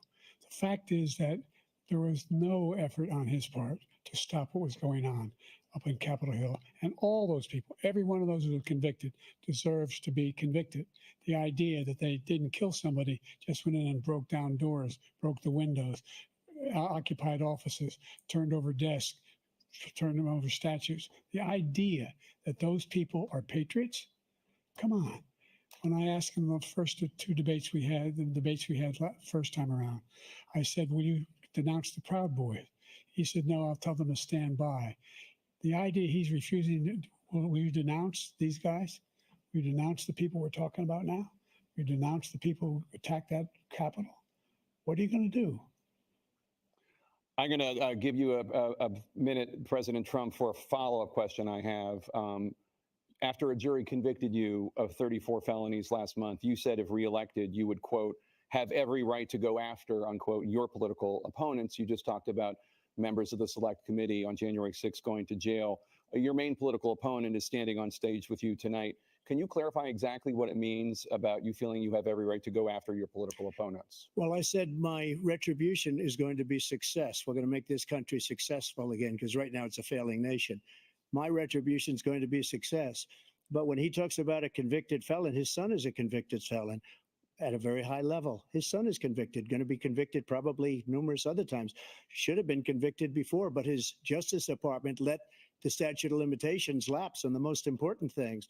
But he could be a convicted felon as soon as he gets out of office. Joe could be a convicted felon with all of the things that he's done. He's done horrible things. All of the death caused at the border, telling the Ukrainian people that we're going to want $1 billion or you change the prosecutor. Otherwise, you're not getting $1 billion. If I ever said that, that's quid pro quo. That we're not going to do anything. We're not going to give you $1 billion unless you change your prosecutor having to do with the son. This man is a criminal. This man, you're lucky. You're lucky. I did nothing wrong. We'd have a system that was rigged and disgusting. I did nothing wrong. Thank you, President Trump. President Biden, you have said, I'm coming right to you, sir. You want to respond? Go ahead. I'll give you a minute to respond. The idea that I did anything wrong relative to what you're talking about is outrageous. It's simply a lie, number one. Number two, the idea that you have a right to seek retribution against any American just because you're president is wrong. It's simply wrong. No president's ever spoken like that before. No president in our history has spoken like that before. Number three, the crimes that you are still charged with, and think of all the civil penalties you have. How many billions of dollars do you owe in civil penalties for molesting a woman in public, for doing a whole range of things, of having sex with a porn star on the night while your wife was pregnant? I mean, what are you talking about? You have the morals of an alley cat. Give your minute. I didn't have sex with a porn star, number one. Number two, that was a case that was started and moved. They moved a high-ranking official, a DOJ, into the Manhattan DA's office to start that case. That case is going to be appealed and won. We had a very terrible judge, a horrible judge, Democrat. The prosecutor were all high-ranking Democrats, appointed people, and both the civil and the criminal. He basically went after his political opponent because he thought it was going to damage me. But when the public found out about these cases, because they understand it better than he does, he has no idea what these cases are. But when they found out about these cases, you know what they did? My poll numbers went up, way up. You know that because you're reporting it. And we took in more money in the last 2 weeks than we've ever taken in the history of any campaign. I don't think any campaign has ever taken. Hundreds of millions of dollars came pouring in because the public knows it's a scam, and it's a guy that's after his political opponent because he can't win fair and square. Thank you, President Trump. President Biden, you have said, quote, Donald Trump and his MAGA Republicans are determined to destroy American democracy. Do you believe that the tens of millions of Americans who are likely to vote for President Trump will be voting against American democracy? The more they know about what he's done, yes. The more they know about what he's done. And there's a lot more coming. He's got a lot of cases down the road coming around. He's got a whole range of issues he has to face. I don't know what the juries will do, but I do know he has a real problem. And so the fact that, could you ever think you hear any president say that I'm going to seek retribution? Do you ever hear any presidents say that I thought Hitler had some good ideas? What got me involved to run in the first place after my son had died, I decided in Iraq, because of Iraq, I said I wasn't going to run again until I saw what happened in Charlottesville, Virginia. People coming out of the woods carrying swastikas on torches, and singing the same anti-Semitic bile they sang when back in Germany. And the young woman got killed. I spoke to the mother, and they asked him, they said, what do you think of those people? The ones who got killed, the one who tried to stop it, and the ones he said, I think they're fine people on both sides. What American president would ever say Nazis coming out of fields carrying torches, singing the same anti-Semitic bile, carrying swastikas were fine people? This is a guy who says Hitler's done some good things. I'd like to know what they are. The good things Hitler's done, that's what he said. This guy has no sense of American democracy. President Trump. Jake, both of you know that story has been totally wiped out, because when you see the sentence, it said 100% exoneration on that. So he just keeps it going. He says he ran because of Charlottesville. He didn't run because of Charlottesville. He ran because it was his last chance. He's not equipped to be president. You know it, and I know it. It's ridiculous. We have a debate. We're trying to justify his presidency. His presidency, he's without question the worst president, the worst presidency in the history of our country. We shouldn't be having a debate about it. There's nothing to debate. He made up the Charlottesville story, and you'll see it's debunked all over the place. Every reasonable anchor has debunked it. And just the other day, it came out where it was fully debunked. It's a nonsense story. He knows that, and he didn't run because of Charlottesville. He used that as an excuse to run. President Biden. And debunked. It happened. All you have to do is listen to what was said at the time. And the idea that somehow that's the only reason I ran because I was worried a guy like this guy could get elected. If he thought they were good people coming out of that forest, carrying those woods, carrying those torches, then he didn't deserve to be president. Didn't deserve to be president at all. And the idea that he's talking about all this being fabricated, we saw with our own eyes. We saw what happened on January 6th. We saw the people breaking through the windows. We saw people occupying his own vice president. Look, there's a reason why 40 of his 44 top cabinet officers refused to endorse him this time. His vice president hasn't endorsed him this time. So why? Why? They know him well. They serve with him. Why are they not endorsing him? Thank you, President Biden. We're going to be right back with more from the CNN presidential debate.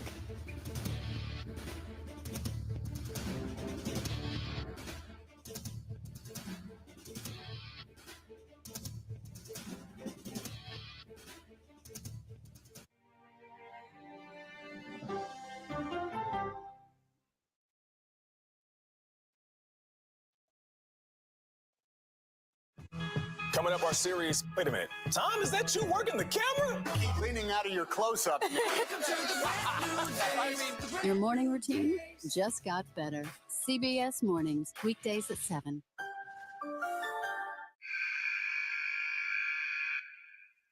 I had progressively fallen deeper into the world of online sports betting. The risk is the rush. What do you think is driving the spike in popularity? I think it's legality. If it's legal, I'm going to use it. There are ways to bet I don't when want you to are.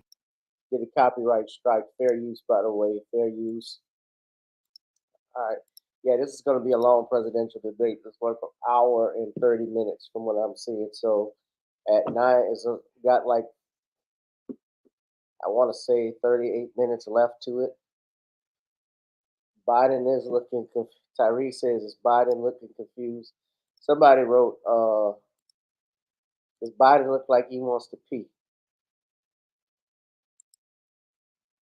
Oh, hold on. I'm gonna get to the Black Music Month moment. Uh, Black Music Month moment in a second, but as he like, I'm losing to this guy. Yeah, you know, a lot of people I'm seeing, especially in the LA area, they're saying stuff about this Bronny, about Bronny James. Look, I just want to say this. I'm not trying. It's the first time a father and son are going to play on a Lakers team.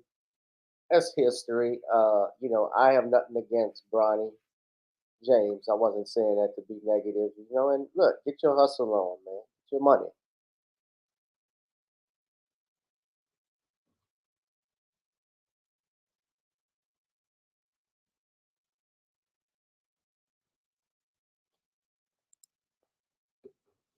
And I think they wanted to make something, of course, to keep LeBron James happy. Do I think he had some sway in it? Yeah, of course. Of course he did. Any father would be proud to have their son play for them. Have y'all? Hold on a second. Now I see what's wrong. I've been talking the whole time. Can y'all hear me through the mic? The mic is on. Because I'm looking and I don't see the light.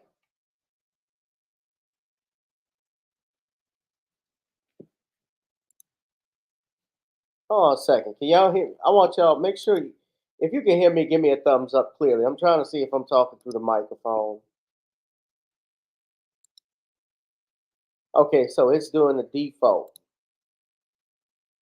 Let me try.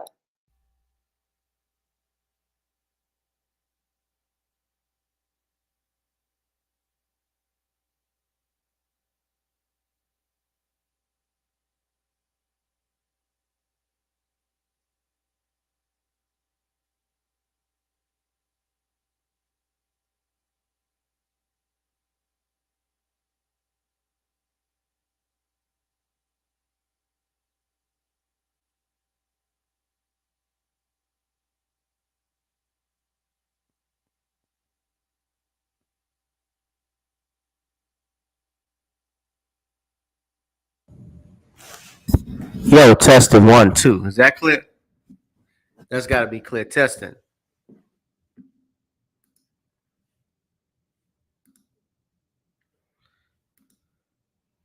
Okay, we're back.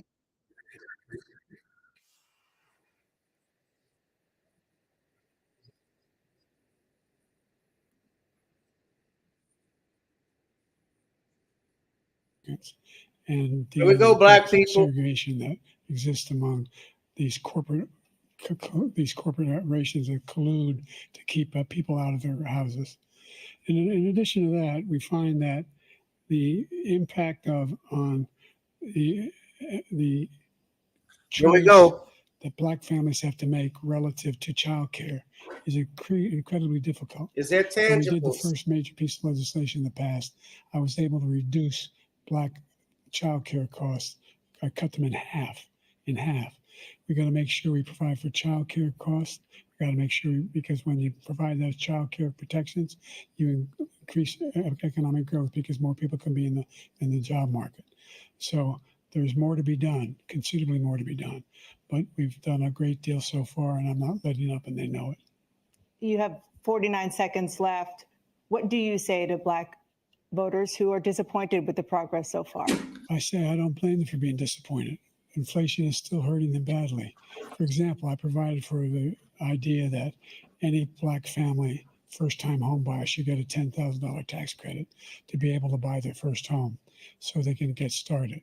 I made sure that we're in a situation where all those black families and those black individuals who provided had to take out student loans that were ballooning, that if they were engaged in nursing, doctor, and anything having to do with volunteerism, if they paid their bills for 10 years on their student debt. All the rest is forgiven after 10 years. Millions have benefited from that. And we're going to do a whole lot more for Black families. Thank you, President Trump.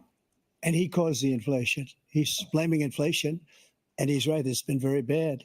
He caused the inflation, and it's killing Black families and Hispanic families and just about everybody. It's killing people. They can't buy groceries anymore. They can't. You look at the cost of food where it's doubled and tripled and quadrupled. They can't live. They're not living anymore. He caused this inflation. I gave him a country with essentially no inflation. It was perfect. It was so good. All he had to do is leave it alone. He destroyed it with his Green New scam and all this money that's being thrown out the window. He caused inflation. As sure as you're sitting there, the fact is that his big kill on the Black people is the millions of people that he's allowed to come in through the border. They're taking Black jobs now, and it could be 18, it could be 19, and even 20 million people. They're taking Black jobs, and they're taking Hispanic jobs, and you haven't seen it yet, but you're going to see something that's going to be the worst in our history. Thank you. President Biden? There was no inflation when I became president. You know why? The economy was flat on its back. 15% unemployment. He decimated the economy, absolutely decimated the economy. That's why there was no inflation at the time. There were no jobs. We provided thousands of millions of jobs for individuals who are in all communities, including minority communities. We made sure that they have health insurance. We have covered, if the ACA has increased, I made sure that they're $8,000 per person in a family to get written off for the health care. But this guy wants to eliminate that. They've tried 50 times. He wants to get rid of the ACA again, and they're going to try again if they win. You find ourselves in a position where the idea that we're not doing any, we put more police on the street than any administration has. He wants to cut the cops. We're providing for equity and making sure people have a shot to make it. There's a lot going on, but in inflation, he caused it by his tremendous malfeasance in the way he handled the pandemic. Thank you. Another persistent challenge is the climate crisis. 2023 was the hottest year in recorded history, and communities across the country are confronting the devastating effects of extreme heat, intensifying wildfires, stronger hurricanes, and rising sea levels. Former President Trump, you've vowed to end your opponent's climate initiatives, but will you take any action as president to slow the climate crisis? Well, let me just go back to what he said about the police, how close the police are to him. Almost every police group in the nation from every state is supporting Donald J. Trump, almost every police group. And what he's done to the Black population is horrible, including the fact that for 10 years he called them super predators. We can't, in the 1990s, we can't forget that. Super predators was his name, and he called it to them for 10, and they've taken great offense at it, and now they see it happening. But when they see what I did for criminal justice reform and for the historically Black colleges and universities, where I funded them and got them all funded, and the opportunity zones with Tim, as you know, Tim Scott was incredible. He did a great job, great senator from South Carolina. He came to me with the idea, and it was a great idea. It's one of the most successful economic development acts ever in the country, opportunity zones. And the biggest beneficiary are Blacks. And that's why we have the best numbers with them in maybe ever. They're saying ever. I read this morning where ever, the best numbers. He's lost much of the Black population because he's done a horrible job for Black people. He's also done a horrible job for Hispanics. But wait till you see these millions of people pouring into our country, and they're going to take the jobs, and it's already started, and you haven't seen anything yet. It's a disaster. You've 38 seconds left. President Trump, will you take any action as president to slow the climate crisis? So I want absolutely immaculate clean water, and I want absolutely clean air, and we had it. We had H2O. We had the best numbers ever, and we were using all forms of energy, all forms, everything. And yet, during my 4 years, I had the best environmental numbers ever. And my top environmental people gave me that statistic just before I walked on the stage, actually. I don't know where the hell he's been. The idea that anything he said is true. I've passed the most extensive climate change legislation in history. we find ourselves, and by the way, black colleges, I came up with $15 billion for HBCUs, historic black universities and colleges, because they don't have the kind of contributors that they have to build these laboratories and the like. Any black student is capable in college of doing any white student can do. They just don't have the money, but now they'll be able to get those jobs in high tech.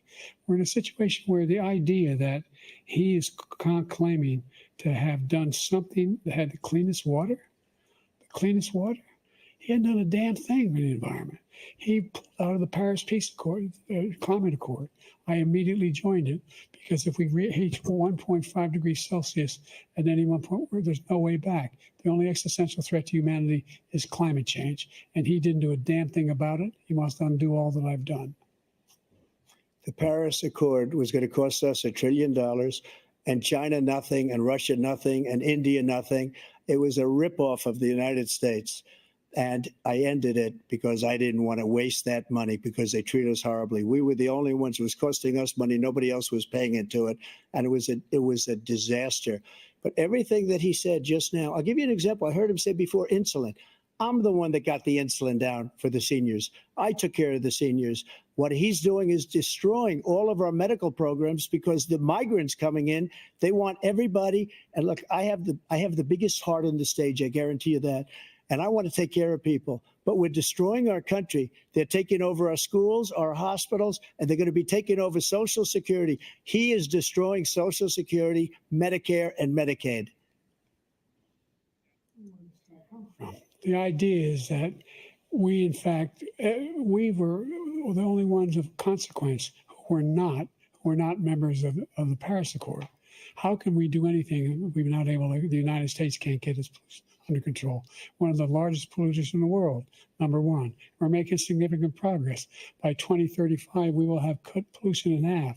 We have made significant progress, and we're continuing to make progress. We set up a climate corps for thousands of young people to learn how to deal with climate, just like the Peace Corps.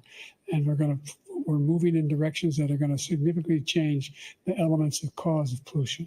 But the idea that he claims that he has the biggest heart up here and he's really concerned about pollution and about climate, I've not seen any indication of that. And by the way, with regard to prescription drugs, one company, they would reduce the price of $3, which I was calling for, one, voluntarily. I made sure every company in the world, every pharmaceutical company, cannot have to pay. Thank you. And by the way, so every day, millions of Americans struggle just to make ends meet. For many older Americans, Social Security provides a critical lifeline.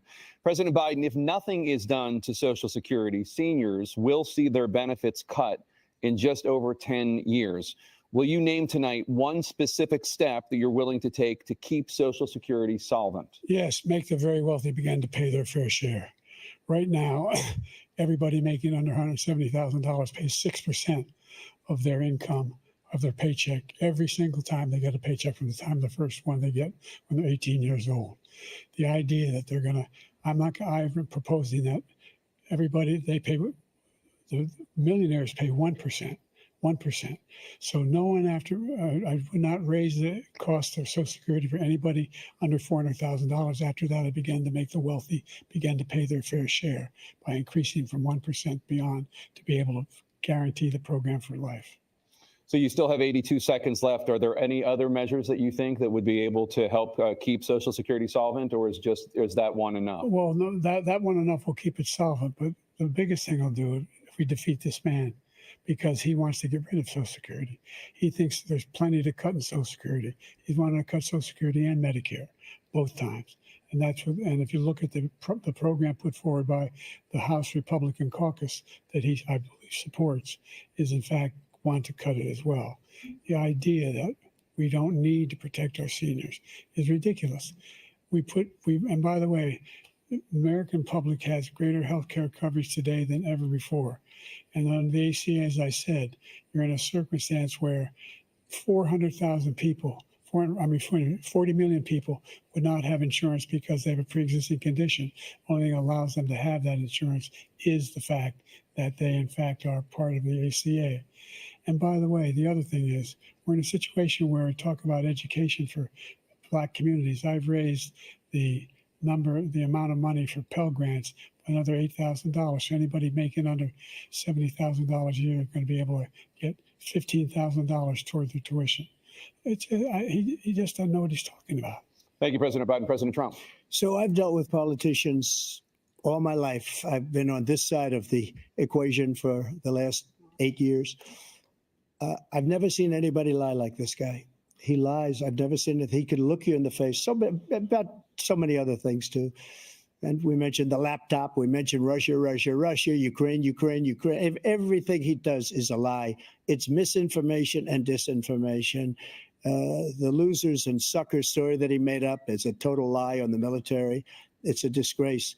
But Social Security, he's destroying it because millions of people are pouring into our country, and they're putting them onto Social Security. They're putting them onto Medicare, Medicaid. They're putting them in our hospitals. They're taking the place of our citizens. What they're doing to the VA, to our veterans, is unbelievable. Our veterans are living in the street, and these people are living in luxury hotels.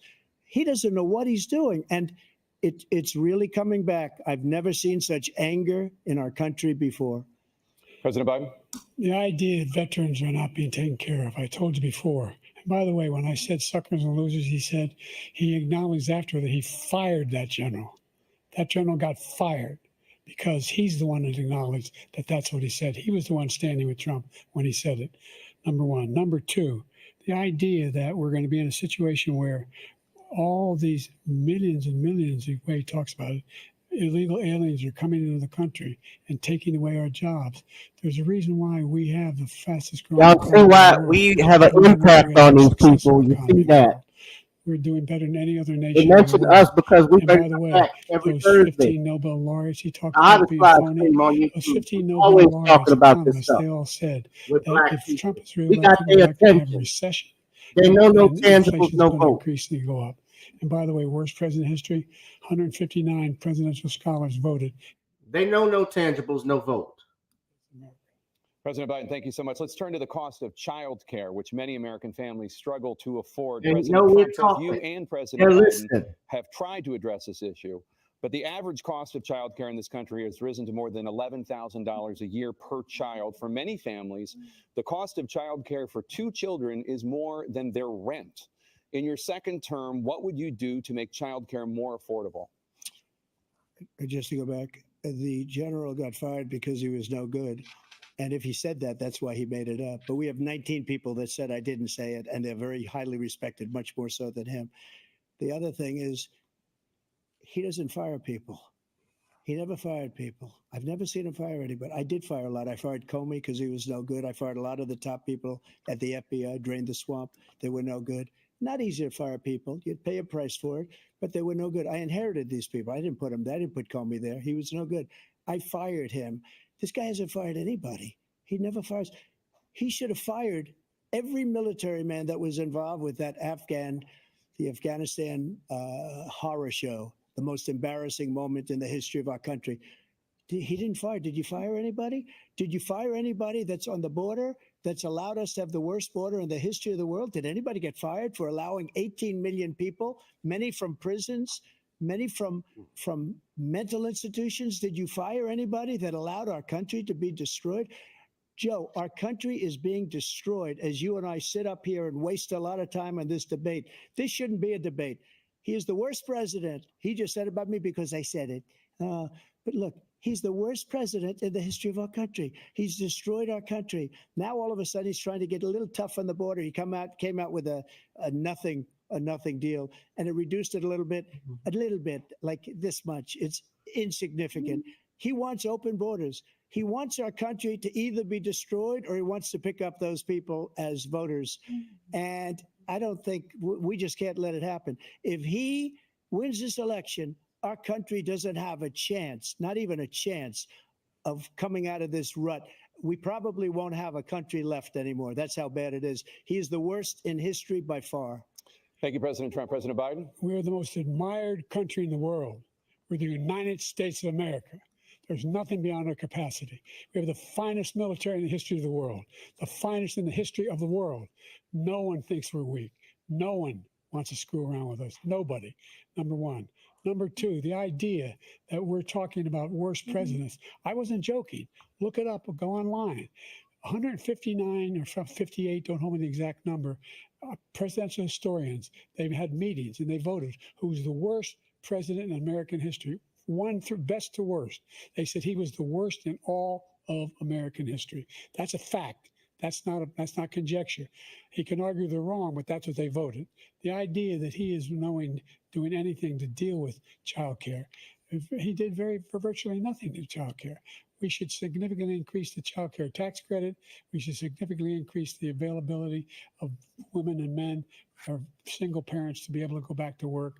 And we should encourage businesses to have. Thank you, President Biden. President Trump, the question was about what would you do to make child care more affordable, if you want to take your minute. Just so you understand, we have polling, we have other things that they rate him the worst because what he's done is so bad. And they rate me, I'll show you, I will show you. And they rate me one of the best, okay? And if I'm given another 4 years, I will be the best. I think I'll be the best. Nobody's ever created an economy like us. Nobody ever cut taxes like us. He's the only one I know. He wants to raise your taxes by 4 times. He wants to raise everybody's taxes by 4 times. He wants the Trump tax cuts to expire. So everybody, including the two of you, are going to pay 4 to 5 times. Nobody ever heard of this before. All my life, I'd grow up and I'd see politicians talking about cutting taxes. When we cut taxes, as I said, we did more business. Apple and all these companies, they were bringing money back into our country. The worst president in history by far, and everybody knows it. President Biden? Look, the fact of the matter is that he's dead wrong about, he's increased the tariff, he will increase the taxes on middle-class people. I said I'd never raise a tax on anybody making less than $400,000. I didn't. But this tariff is 10% tariffs. Everything coming in the country, you know what the economists say? That's going to cost the average American $2,500 a year more because they're going to have to pay the difference in food and all the things that were imported. Number two, he's in a situation where he talks about how he has not raised, he's somehow helped the middle class. The middle class has been devastated by you. Now you want a new tax cut of $5 trillion over the next 10 years, which is going to fundamentally bankrupt the country. You had the largest deficit of any president in American history, number one. Number two.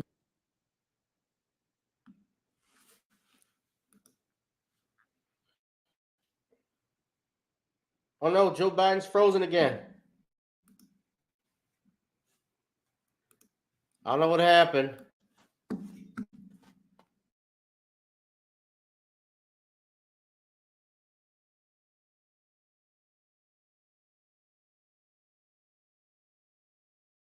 President in American history, number one. Number two, you have not, in fact, made any contact, any progress with China. We are the lowest trade deficit with China since 2010. Thank you, President Biden. You lost. Thank you, President Biden. Let's discuss an epidemic impacting millions of Americans that both of you have made a top priority in your first term, the opioid crisis. And for both of you, the number of overdose deaths in this country has gone up. Under your term, it went up. Under your term, it has gone up. Former President Trump, despite the efforts that both of you have made, more than 100,000 Americans are dying from overdoses every year, primarily from fentanyl and other opioids. What will you do to help Americans right now in the throes of addiction who are struggling to get the treatment they need? To finish up, we now have the largest deficit in the history of our country under this guy. We have the largest deficit with China. He gets paid by China. He's a Manchurian candidate. He gets money from China. So I think he's afraid to deal with them or something. But do you notice he never took out my tariffs because we bring in so much money with the tariffs that I imposed on China. He never took them away. He can't because it's too much money. It's tremendous. And we saved our steel industries and there was more to come, but he hasn't done that. But he hasn't cut the tariffs because he can't, because it's too much money. But he's got the largest deficit in the history of our country, and he's got the worst situation with China. China's going to own us if you keep allowing them to do what they're doing to us as a country. They are killing us as a country, Joe, and you can't let that happen. You're destroying our country. So, President Trump, you have 67 seconds left. The question was, what are you going to do to help Americans in the throes of addiction right now who are struggling to get the treatment they need? Jake, we were doing very well at addiction until the COVID came along. We had the 2.5, almost 3 years of like nobody's ever had before, any country in every way. And then we had to get tough. And it was the drugs pouring across the border were, it started to increase. We got great equipment. We bought the certain dog that's the most incredible thing that you've ever seen, the way they can spot it. We did a lot, and we were getting very low numbers, very, very low numbers. Then he came along. The numbers, have you seen the numbers now? It's not only the 18 million people that I believe is even low, because the gotaways, they don't even talk about gotaways, but the numbers of the amount of drugs and human trafficking in women coming across our border, the worst thing I've ever seen, at numbers that nobody's ever seen under him because the border's so bad. But the number of drugs coming across our border now is the largest we've ever had by far. President Trump, thank you. President Biden? Fentanyl and the byproducts of fentanyl went down for a while. And I wanted to make sure we use the machinery that can detect fentanyl, these big machines that roll over everything that comes across the border. And it costs a lot of money. That was part of this deal we put together, this bipartisan deal. More fentanyl machines, more be able to detect drugs, more numbers of agents, more numbers of all the people at the border. And when we had that deal done, he called his Republican colleagues, said, "Don't do it. It's going to hurt me politically." No, he never argued it's not a good bill. It's a really good bill. We need those machines. We need those machines. And we're coming down very hard in every country in Asia in terms of precursors for fentanyl. And Mexico is working with us to make sure they don't have the technology to be able to put it together. That's what we have to do. We need those machines. Thank you, President Biden. President Trump, and again, the question is about Americans in the throes of addiction right now, struggling to get the treatment they need. Well, this does pertain to it. He ended Remain in Mexico. He ended catch and release. I made it catch and release in Mexico, not catch and release here. We had so many things that we had done, hard negotiations with Mexico, and I got it all for nothing. It's just like when you have a hostage, we always pay $6 billion for a hostage. Every time we say it's a hostage.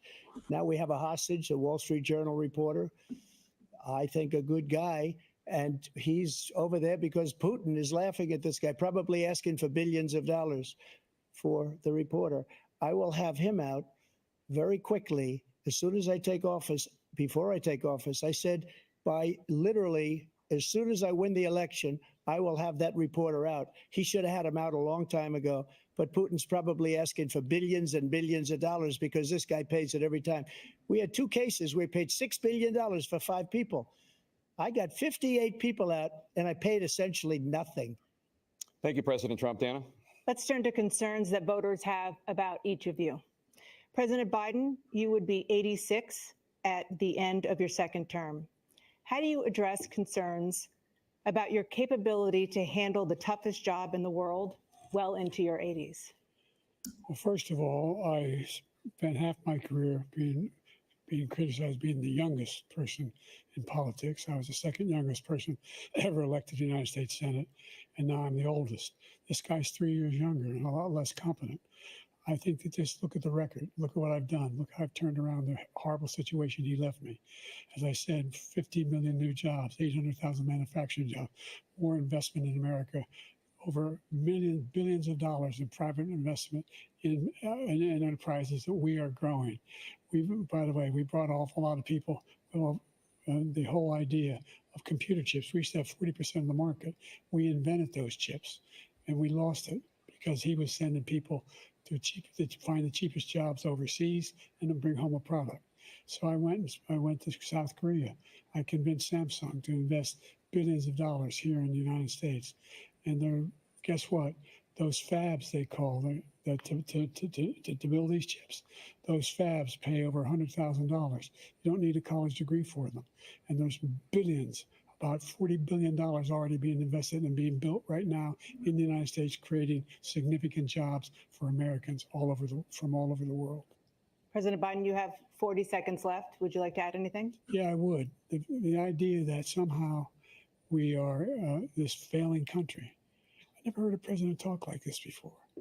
We're the envy of the world. Name me a single major country president who wouldn't trade places with the United States of America for all our problems and all our opportunities. We're the most progressive country in the world in getting things done. We're the strongest country in the world. We're a country in the world who keeps our word, and everybody trusts us. All of our allies and those who he coddles up to, from Kim Jong-un, he sends love letters to, and Putin, etc. They don't want to screw around with us. Thank you. Former President Trump, to follow up, you would be 82 at the end of your second term. What do you say to voters who have concerns about your capabilities to serve? Well, I took 2 tests, cognitive tests. I aced them, both of them, as you know. Were made public. He took none. I'd like to see him take one, just one, a real easy Trump one. is not I go through the dead. first 5 questions. He couldn't do it. But I took 2 cognitive tests. I took physical exams every year. And, you know, we knock on wood wherever we may have wood, that I'm in very good health. I just won 2 club championships, not even senior, 2 regular club championships. To do that, you have to be quite smart, and you have to be able to hit the ball a long way. And I do it. He doesn't do it. He can't hit a ball 50 yards. He challenged me to a golf match. He can't hit a ball 50 yards. I think I'm in very good shape. I feel that I'm as in good a shape as I was 25, 30 years ago. Actually, I'm probably a little bit lighter, but I'm in as good a shape as I was years ago. I feel very good. I feel the same. But I was willing to take a cognitive test. And you know what? If I didn't do well, I aced him. Dr. Ronnie Jackson, who's a great guy when he was White House doctor. And then I took another one, a similar one. And one of them said they've never seen anybody ace him. Thank you. President Biden? You can see he is 6'5" and only 223 pounds, or 235 pounds. Well, you said 6'4", 200. Well, anyway, anyway, just take a look at what he says he is, and take a look at what he is. Look, I'd be happy to have a driving contest with him. The reason I got my handicap, which when I was vice president, down to a 6. But by the way, I told you before, I'm happy to play golf if you carry your own bag. Think you can do it? That's the biggest lie. He's a 6 handicap of all. I was an 8 handicap. Yeah. 8. Never. But I have, you know how many? I've seen you swing. I know you swing. Okay, Let's let's not act like children. President Trump, we're going to 21 turn Let's not act like children. to a specific concern that voters have about you. Will you pledge tonight that once all legal challenges have been exhausted, that you will accept the results of this election, regardless of who wins, and you will say right now that political violence in any form is unacceptable? Well, I shouldn't have to say that, but of course I believe that. It's totally unacceptable. And if you would see my statements that I made on Twitter at the time, and also my statement that I made in the Rose Garden, you would say it's one of the strongest statements you've ever seen. In addition to the speech I made in front of, I believe, the largest crowd I've ever spoken to. And I will tell you, nobody ever talks about that. They talk about a relatively small number of people that went to the Capitol, and in many cases were ushered in by the police. And as Nancy Pelosi said, it was her responsibility, not mine. She said that loud and clear. But the answer is, if the election is fair, free, and I want that more than anybody. And I'll tell you something.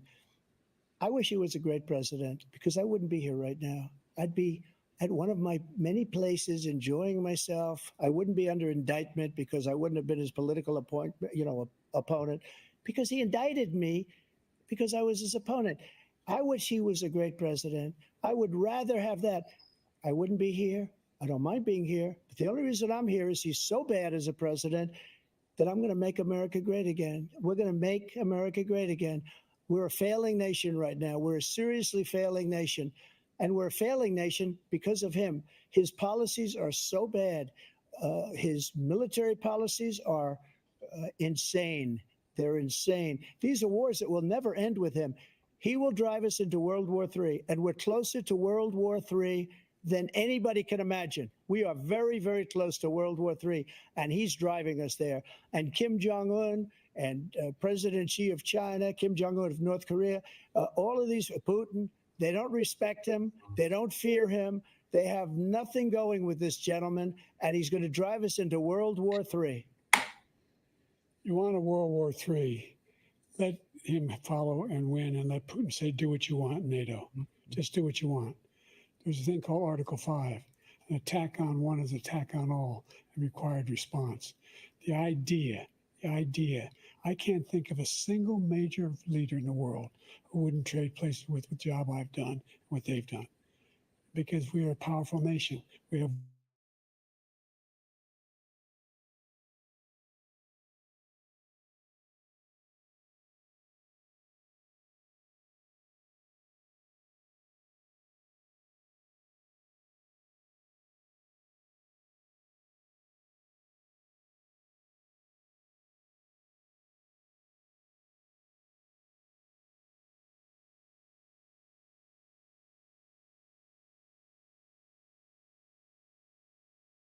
regardless of who wins. Just to finish what he said, if I might, Russia, they took a lot of land from Bush. They took a lot of land from Obama and Biden. They took no land, nothing from Trump, nothing. He knew not to do it. He's not going to play games with me. He knew that. I got along with him very well, but he knew not to play games. He took nothing from me. But now he's going to take the whole thing from this man right here. That's a war that should have never started. It would have never started ever with me. And he's going to take Ukraine. And, you know, you asked me a question before, would you do this? He's got us in such a bad position right now with Ukraine and Russia, because Ukraine's not winning that war. He said, I will never settle until such time. They're running out of people. They're running out of soldiers. They've lost so many people. It's so sad. They've lost so many people, and they've lost those gorgeous cities with the golden domes that are 1,000 years old, all because of him and stupid decisions. Russia would have never attacked if I were President Trump, president. the question was, will you accept the results of the election, regardless of who wins? Yes or no, please. If it's a fair and legal and good election, absolutely. I would have much rather accepted these, but the fraud and everything else was ridiculous. And if you want, we'll have a news conference on it in a week, or we'll have another one of these in a week. But I will absolutely, there's nothing I'd rather do. It would be much easier for me to do that than I'm running again. I wasn't really going to run until I saw the horrible job he did. He's destroying our country. I would be very happy to be someplace else, in a nice location someplace. And again, no indictments, no political opponent stuff, because it's the only way he thinks he can win. But unfortunately, it's driven up my numbers and driven them up to a very high level because the people understand it. Well, let's see what your numbers are when this election is over. Let's see. You're a whiner. When you lost the first time, you continued, you appealed and appealed to courts all across the country. Not one single court in America said any of your claims had any merit, state or local, none. But you continue to provoke this lie about somehow there's all this misrepresentation, all this stealing. There's no evidence of that at all. And I tell you what, I doubt whether you'll accept it because you're such a whiner. The idea, if you lose again, you accepting anything, you can't stand the loss. Something snapped in you when you lost the last time. We'll be right back with more from the CNN presidential debate, live from Georgia.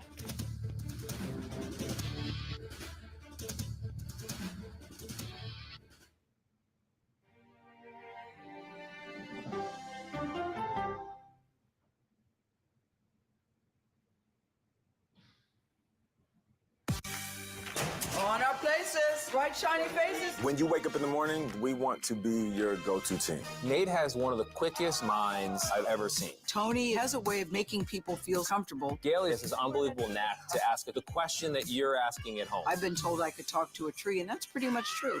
I don't go to work in the morning. I go for coffee with my two good friends, and we talk about the world. Your morning routine just got better. CBS Mornings, weekdays at 7. It didn't seem like anything could happen because nothing ever happens in East Palestine, but it did. Authorities released toxic fumes from 5 derailed train cars. Resident, please evacuate. Acute bronchitis due to chemical fumes. Did you ever have these problems before the derailment? No, ma'am. This neighborhood's not safe no more. We can assure the community that there's not vinyl chloride entering their communities. Then why are there so many people feeling these various symptoms of bloody noses or difficulty breathing, bronchitis? That's a hard question to answer. We're talking about one of the most blatant releases of a mixture of some of the most toxic chemicals that we've seen in America. I feel like now I have a duty to warn other communities. If my daughter has to watch me die of cancer, at least it saves someone else.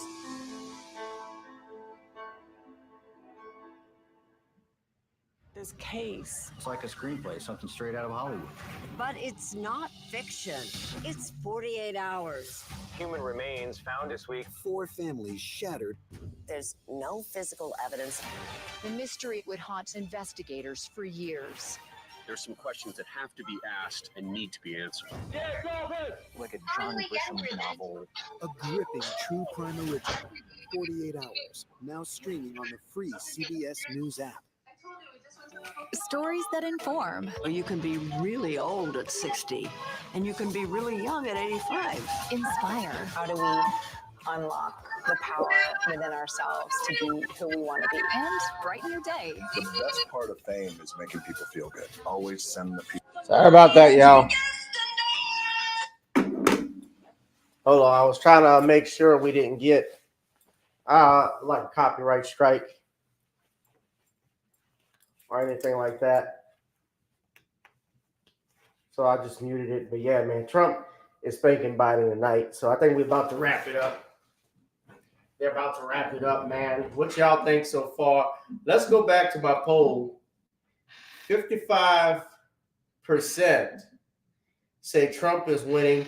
6% says Biden. 39% says national media. So Biden is dead last.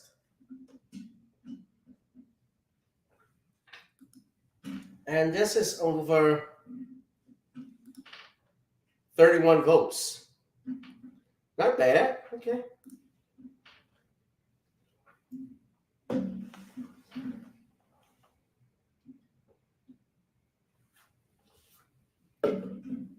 Okay, so we're back. Let's not be rude. Let's get back to the debate. President Biden, you have 2 minutes. We've made significant progress from the debacle that was left by President Trump in his last term. We find ourselves in a situation where, number one, we have to make sure that we have a fair tax system. I ask anyone out there in the audience or anyone out watching this debate, do you think the tax system is fair? The fact is that I said nobody even making under $400,000 had a single penny increase in their taxes and will not. And if I'm reelected, that'll be the case again. But this guy has increased your taxes because of the deficit. Number one, he's increased inflation because of the debacle he left after the way he handled the pandemic. And he finds himself in a position where he now wants to tax you more by putting a 10% tariff on everything that comes into the United States of America. What I did, when, for example, he wants to get rid of the ability of Medicare for us to be able to negotiate drug prices with the big pharma companies. Well, guess what? We got it down to $35 for insulin instead of $400. No more than $2,000 for every senior, no matter how much prescription they need. You know what that did? That reduced the federal debt by $160 billion over 10 years because the government doesn't have to pay the exorbitant prices. I'm going to make that available to every senior all along. It's happening now, and everybody in America. He wants to get rid of that. I'm going to make sure that we have child care. We're going to significantly increase the credits people have for child care. I'm going to make sure we do something about what we're doing on lead pipes and all the things that are causing health problems for people across the country. We're going to continue to fight to bring down inflation and give people a break. Thank you, President Biden. President Trump, you now have 2 minutes for your closing statement. Like so many politicians, this man is just a complainer. He said, we want to do this, we want to do that, we want to get rid of this tax, that tax. But he doesn't do anything. All he does is make our country unsafe by allowing millions and millions of people to pour in. Our military doesn't respect him. We look like fools in Afghanistan. We didn't stop Israel. It was such a horrible thing that would have never happened. It should have never happened. Iran was broke. Anybody that did business with Iran, including China, they couldn't do business with the United States. They all passed. Iran was broke. They had no money for Hamas or Hezbollah, for terror, no money whatsoever. Again, Ukraine should have never happened. He talks about all this stuff, but he didn't do it. For 3.5 years, we're living in hell. We have the Palestinians and we have everybody else rioting all over the place. You talk about Charlottesville. This is 100 times Charlottesville, 1,000 times. The whole country is exploding because of you, because they don't respect you, and they have to respect their president, and they don't respect you throughout the world. What we did was incredible. We rebuilt the military. We got the largest tax cut in history, the largest regulation cut in history. The reason he's got jobs is because I cut the regulations that gave jobs, but he's putting a lot of those regulations back on.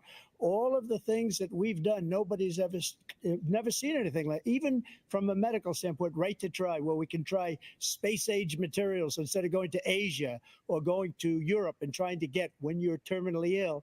Now you can go and you can get something. You sign a document. They've been trying to get it for 42 years. But you know what we did for the military was incredible. Choice for our soldiers, where our soldiers, instead of waiting for 3 months to see a doctor, can go out and get themselves fixed up and readied up and take care of themselves, and they're living. And that's why I had the highest approval rating in the history of the VA. So all of these things, we're in a failing nation, but it's not going to be failing anymore. We're going to make it great again. Thank you, former President Trump, President Biden. Stay with us because we have full analysis of this debate. Anderson Cooper and Aaron Burnett starts now on CNN.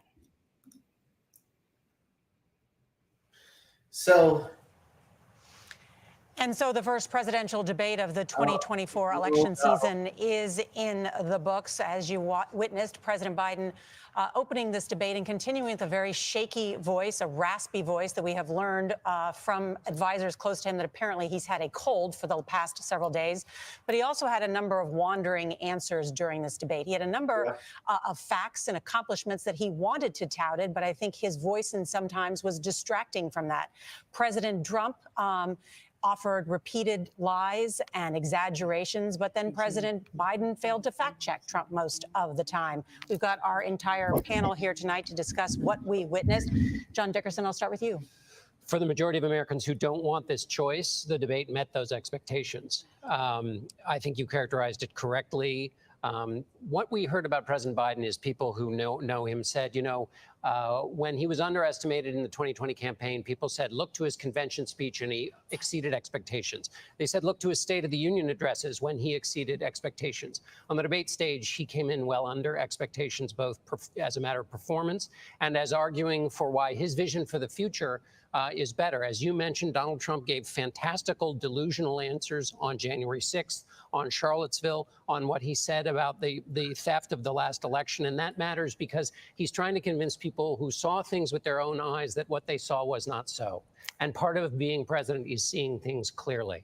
So how the voters will make something of this, I'm not sure. But for President Biden, who had the behavioral challenge tonight, that's the theatrical challenge.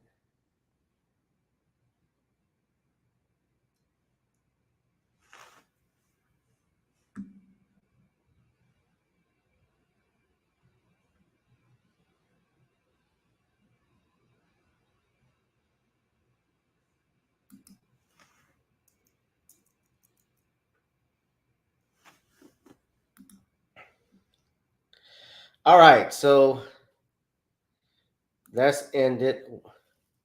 32 votes in, so 56% of people say Trump won, according to this poll here. 38% say the national media, 6% say Biden.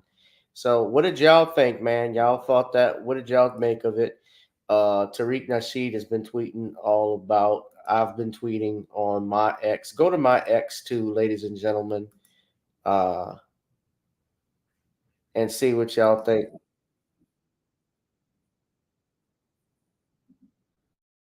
Yeah, Biden was out of it. Biden couldn't. Biden was off. President with the COVID, with dealing with everything we have to do with. Look, if he was we finally beat Medicare. Thank you, President. Other man could have done a better job.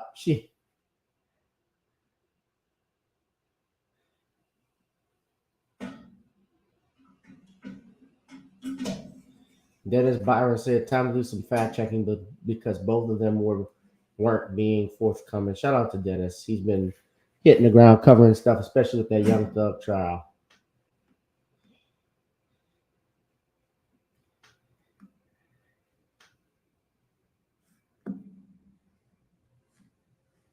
Super Predators. Like In the 1990s, we can't forget that. Super Predators was his name, and he called it during, and they've taken great offense at it, and now they see it happening.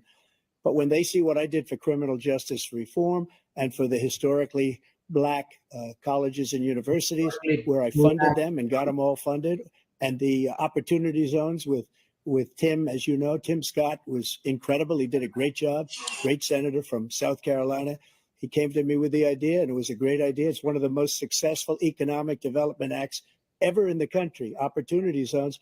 And the biggest beneficiary are Blacks. And that's why we have the best numbers with them in maybe ever. They're saying ever. I read this morning where ever, the best numbers. He's lost much of the Black population because he's done a horrible job for Black people. I agree. He's also done a horrible job for Hispanics. But wait till you see these millions of people pouring into our country, and they're going to take the jobs, and it's already started, and you haven't seen anything yet. It's a disaster. Look at Judge Joe Brown, Judge Fowler. Let me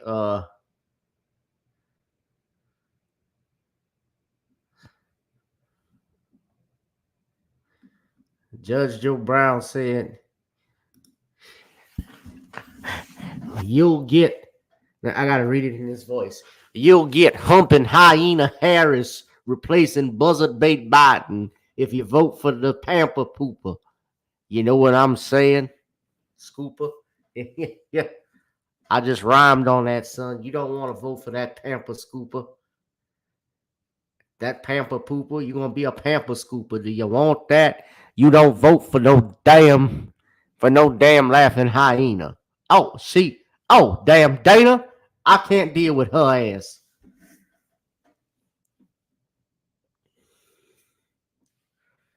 This.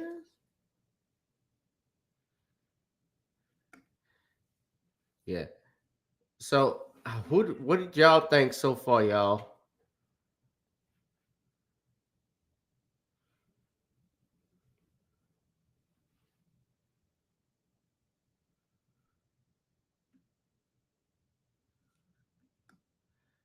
Biden definitely lost. To me, he lost. Trump was dominating this. Although, do I think Trump was forthcoming with everything? No, of course not. Of course not. I don't think Biden was forthcoming with a lot of stuff either. But I think Trump was just taking control of it and doing a better job because Biden looked like he's ready to go take a nap. Like I'm about to. So I'm about to wrap this up. Before I do, though, I gotta do Black Music Month is winding down, so I'm gonna be posting, I think, little videos and tributes for Black Music Month for everybody. So today I want to do this Black music tribute for this man tonight. Ladies and gentlemen, we are honoring Mr. Otis Blackwell. That's right, a Brooklyn native who was an R&B songwriter. Didn't start out doing that. He actually started in his teens working in a tailor shop. Otis Blackwell became one of the most prolific songwriters who influenced rock and roll. Did you know that he composed the song, or I should say co-composed the song Fever, which is one of the most recorded songs of all time.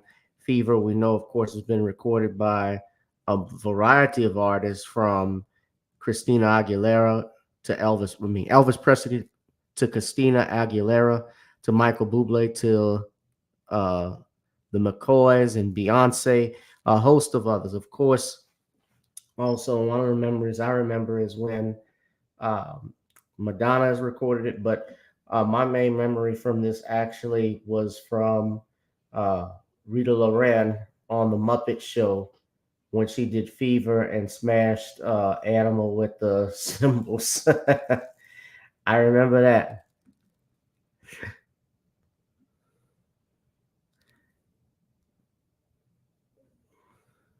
Yeah, a bunch of people have recorded it.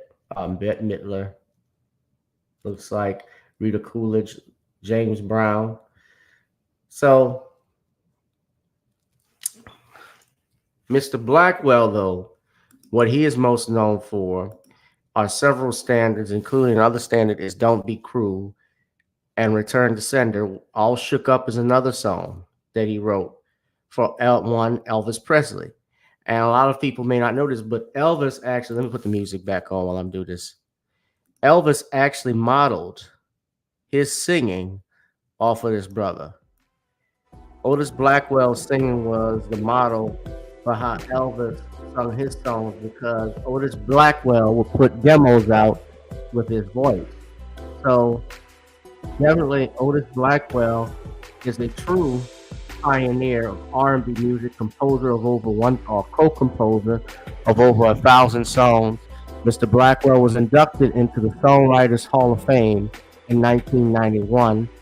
He later passed away in 2002 from a heart attack and is buried in Nashville, Tennessee at Woodland Memorial Park. Let's not also forget he's a member of the Nashville Songwriters Hall of Fame that was set up in 1986. So we salute you, Otis Blackwell, and we thank you for your work and contributions in music, ladies and gentlemen. And that is your Black music artist, Otis Blackwell, composer of Don't Be Cruel, Fever, and All Shook Up. Then I also forgot he was the composer of Breathless and Great Balls of Fire, which was later recorded by Jerry Lewis. So, Mr. Blackwell, we send this out to you. You are our Black Music Month moment for today, June 27th. And that's gonna wrap it up for me, y'all. I'm gonna get me some rest. I've had a long day. I gotta get back into it sometime in the morning. So y'all be safe and be blessed. We're gonna go ahead and wrap this thing up. All right. Shout out to Computer Robots, Knight Rider. Look, y'all love me for my time. We did this debate. Y'all pay me for my time, please. Y'all gotta give me drop something in the Cash App, the PayPal, and the Venmo at the bottom. The Cash App, Gavin Richard Esquire. If you love the commentary, love what we do, keep rolling. You know, we of course, Sean. What's up, Danielle? What's up, Danielle? How you doing, sweetheart? What's up, Shauna?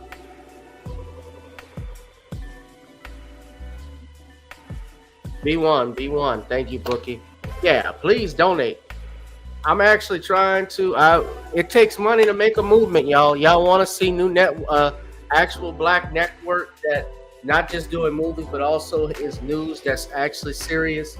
About its platform. It's gonna take money. It really takes money. It takes time. So you gotta support. I'm so sorry. I hope you're okay. Danielle says she's in the hospital. What's going on?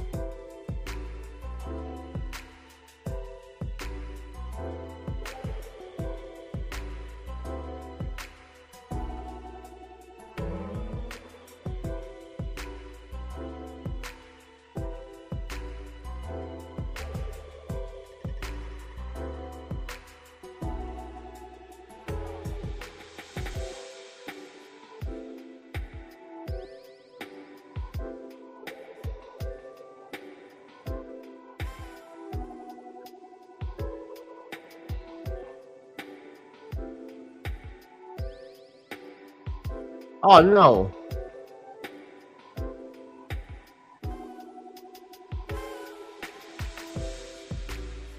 Oh. Danielle. I hate to see that. Please take care of yourself. Yeah. Y'all said our sister Danielle, put your Cash App in. You said we send the money to you. I'm gonna send you something. Put your Cash App here for her. Send her something, y'all.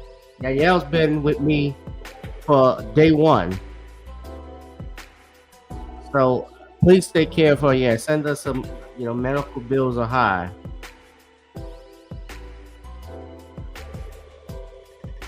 All right, I'm praying you get better. We're gonna keep our sister in prayer and wish her nothing but the best.